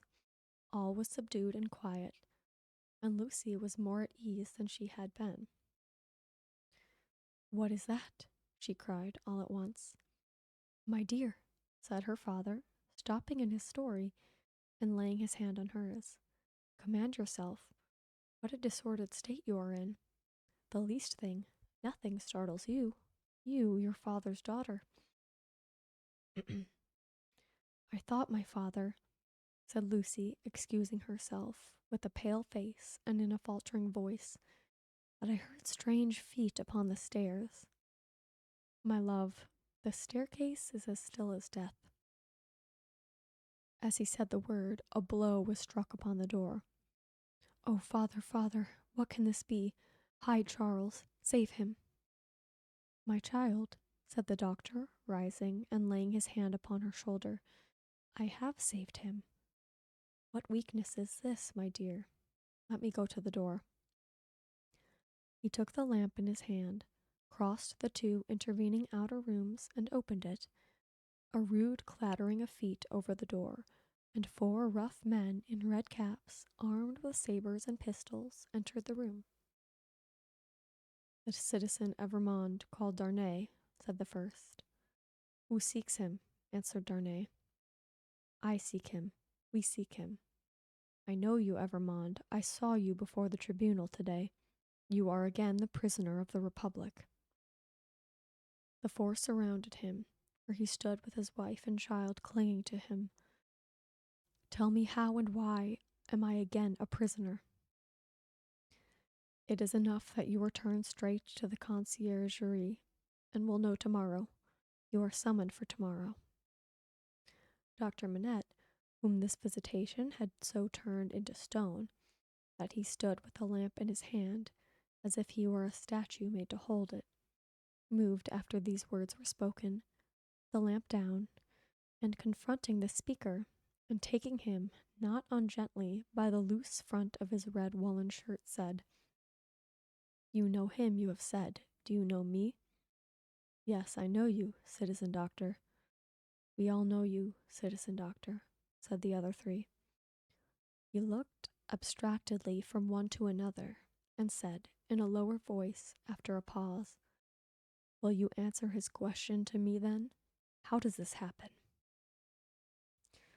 Citizen doctor, said the first reluctantly, he has been denounced to the section of Saint Antoine. This citizen, pointing out the second who had entered, is from Saint Antoine. The citizen here indicated nodded his head and added, He is accused by Saint Antoine. Of what? Asked the doctor. Citizen doctor, said the first, with his former reluctance, ask no more. If the Republic demands sacrifices from you, without doubt, you as a good patriot will be happy to make them. The Republic goes before all. The people is supreme. Evermond, we are pressed. One word, the doctor entreated. Will you tell me who denounced him? It is against rule, answered the first, but you can ask him of Saint Antoine here. The doctor turned his eyes upon that man, who moved uneasily on his feet, rubbed his beard a little, and at length said, Well, truly it is against rule, but he is denounced, and gravely, by the citizen and citizeness Defarge, and by one other. What other? Do you ask, citizen doctor? Yes. Then, said he of Saint Antoine, with a strange look, you will be answered tomorrow. Now I am dumb. Oh my goodness. Winnie, thank you for the follow. Welcome in.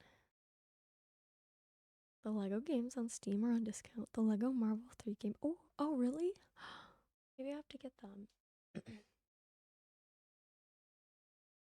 I have been really loving the Steam winter sale. Okay, I'm gonna see how long this chapter is. And there's probably a better way to do it, but I'm just gonna be clicking through. Okay, it seems kind of long, so I might not start this one tonight because I don't want to stop in the middle. This is really long, yeah. It's kind of laggy.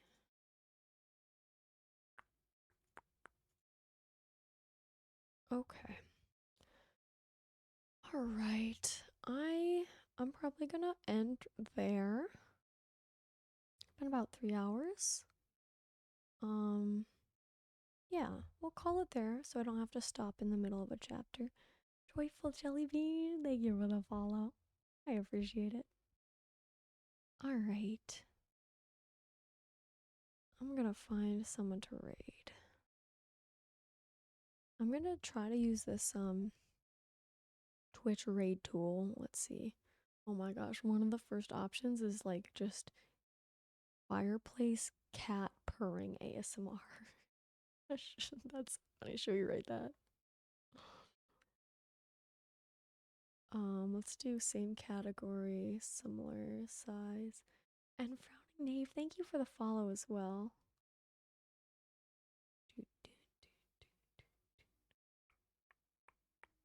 Let's see. There's a girl.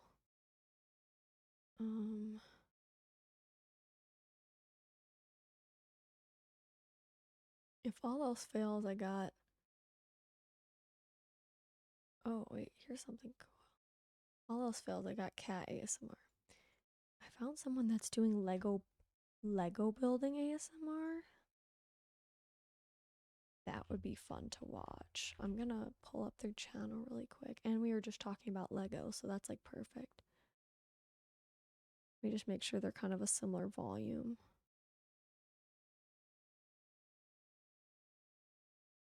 All right, we are definitely rating this. This looks wholesome as heck. All right. Wait, let me make sure they're not ending. Okay, they're not ending. We're good. I got scared. All right, you guys. Thank you so much for hanging out tonight. Thank you. Thank you, Odin. Um, Anybody who is here, anyone who is lurking, I appreciate you so much. I hope you got some good work done. I hope you got some good relaxation or whatever you were doing. Um, we're gonna go raid someone who's doing, like I said. Oh, and if you were here from Senpai's raid, I appreciate you guys so much. We're gonna go raid someone who's doing Lego building ASMR, which is amazing. Oh, it looks like they just got a raid too, so double raid. Um, they are whispering. If you're not into whispering ASMR, this is your warning. Um, but I just think this is such a fun concept. Oh, thank you, Tammy. I appreciate the lurk. I hope you have a wonderful night as well. You're so sweet. All right, let's get this raid going. If you are so inclined, feel free to grab one of the raid messages. If you have the sub emotes, you can do the one with the little dancing fox. If not, you can do the first one with the little missile thingy-mabob. Um, I will next be live on Wednesday. I will not be doing ASMR, so keep that in mind. I will be talking at a louder volume. Um, and I will be continuing my first playthrough of Fallout New Vegas then. So yeah, I would love to see you guys there. And then, like I said, I won't be live on Saturday because I'm going home to fam for Christmas. Same with next Monday and Wednesday. So we'll have 3 streams off, but then we'll be back. She'll be back next Saturday. But I'll keep you guys all updated in my Discord. Um, love you guys. I'm excited too, Waffle. I'm excited to see the fam. But I love you guys so much. Take care of yourselves. Drink water, eat food. Um, Go to bed if you need. But let's go. Let's go raid Brick Click ASMR. All right. Bye.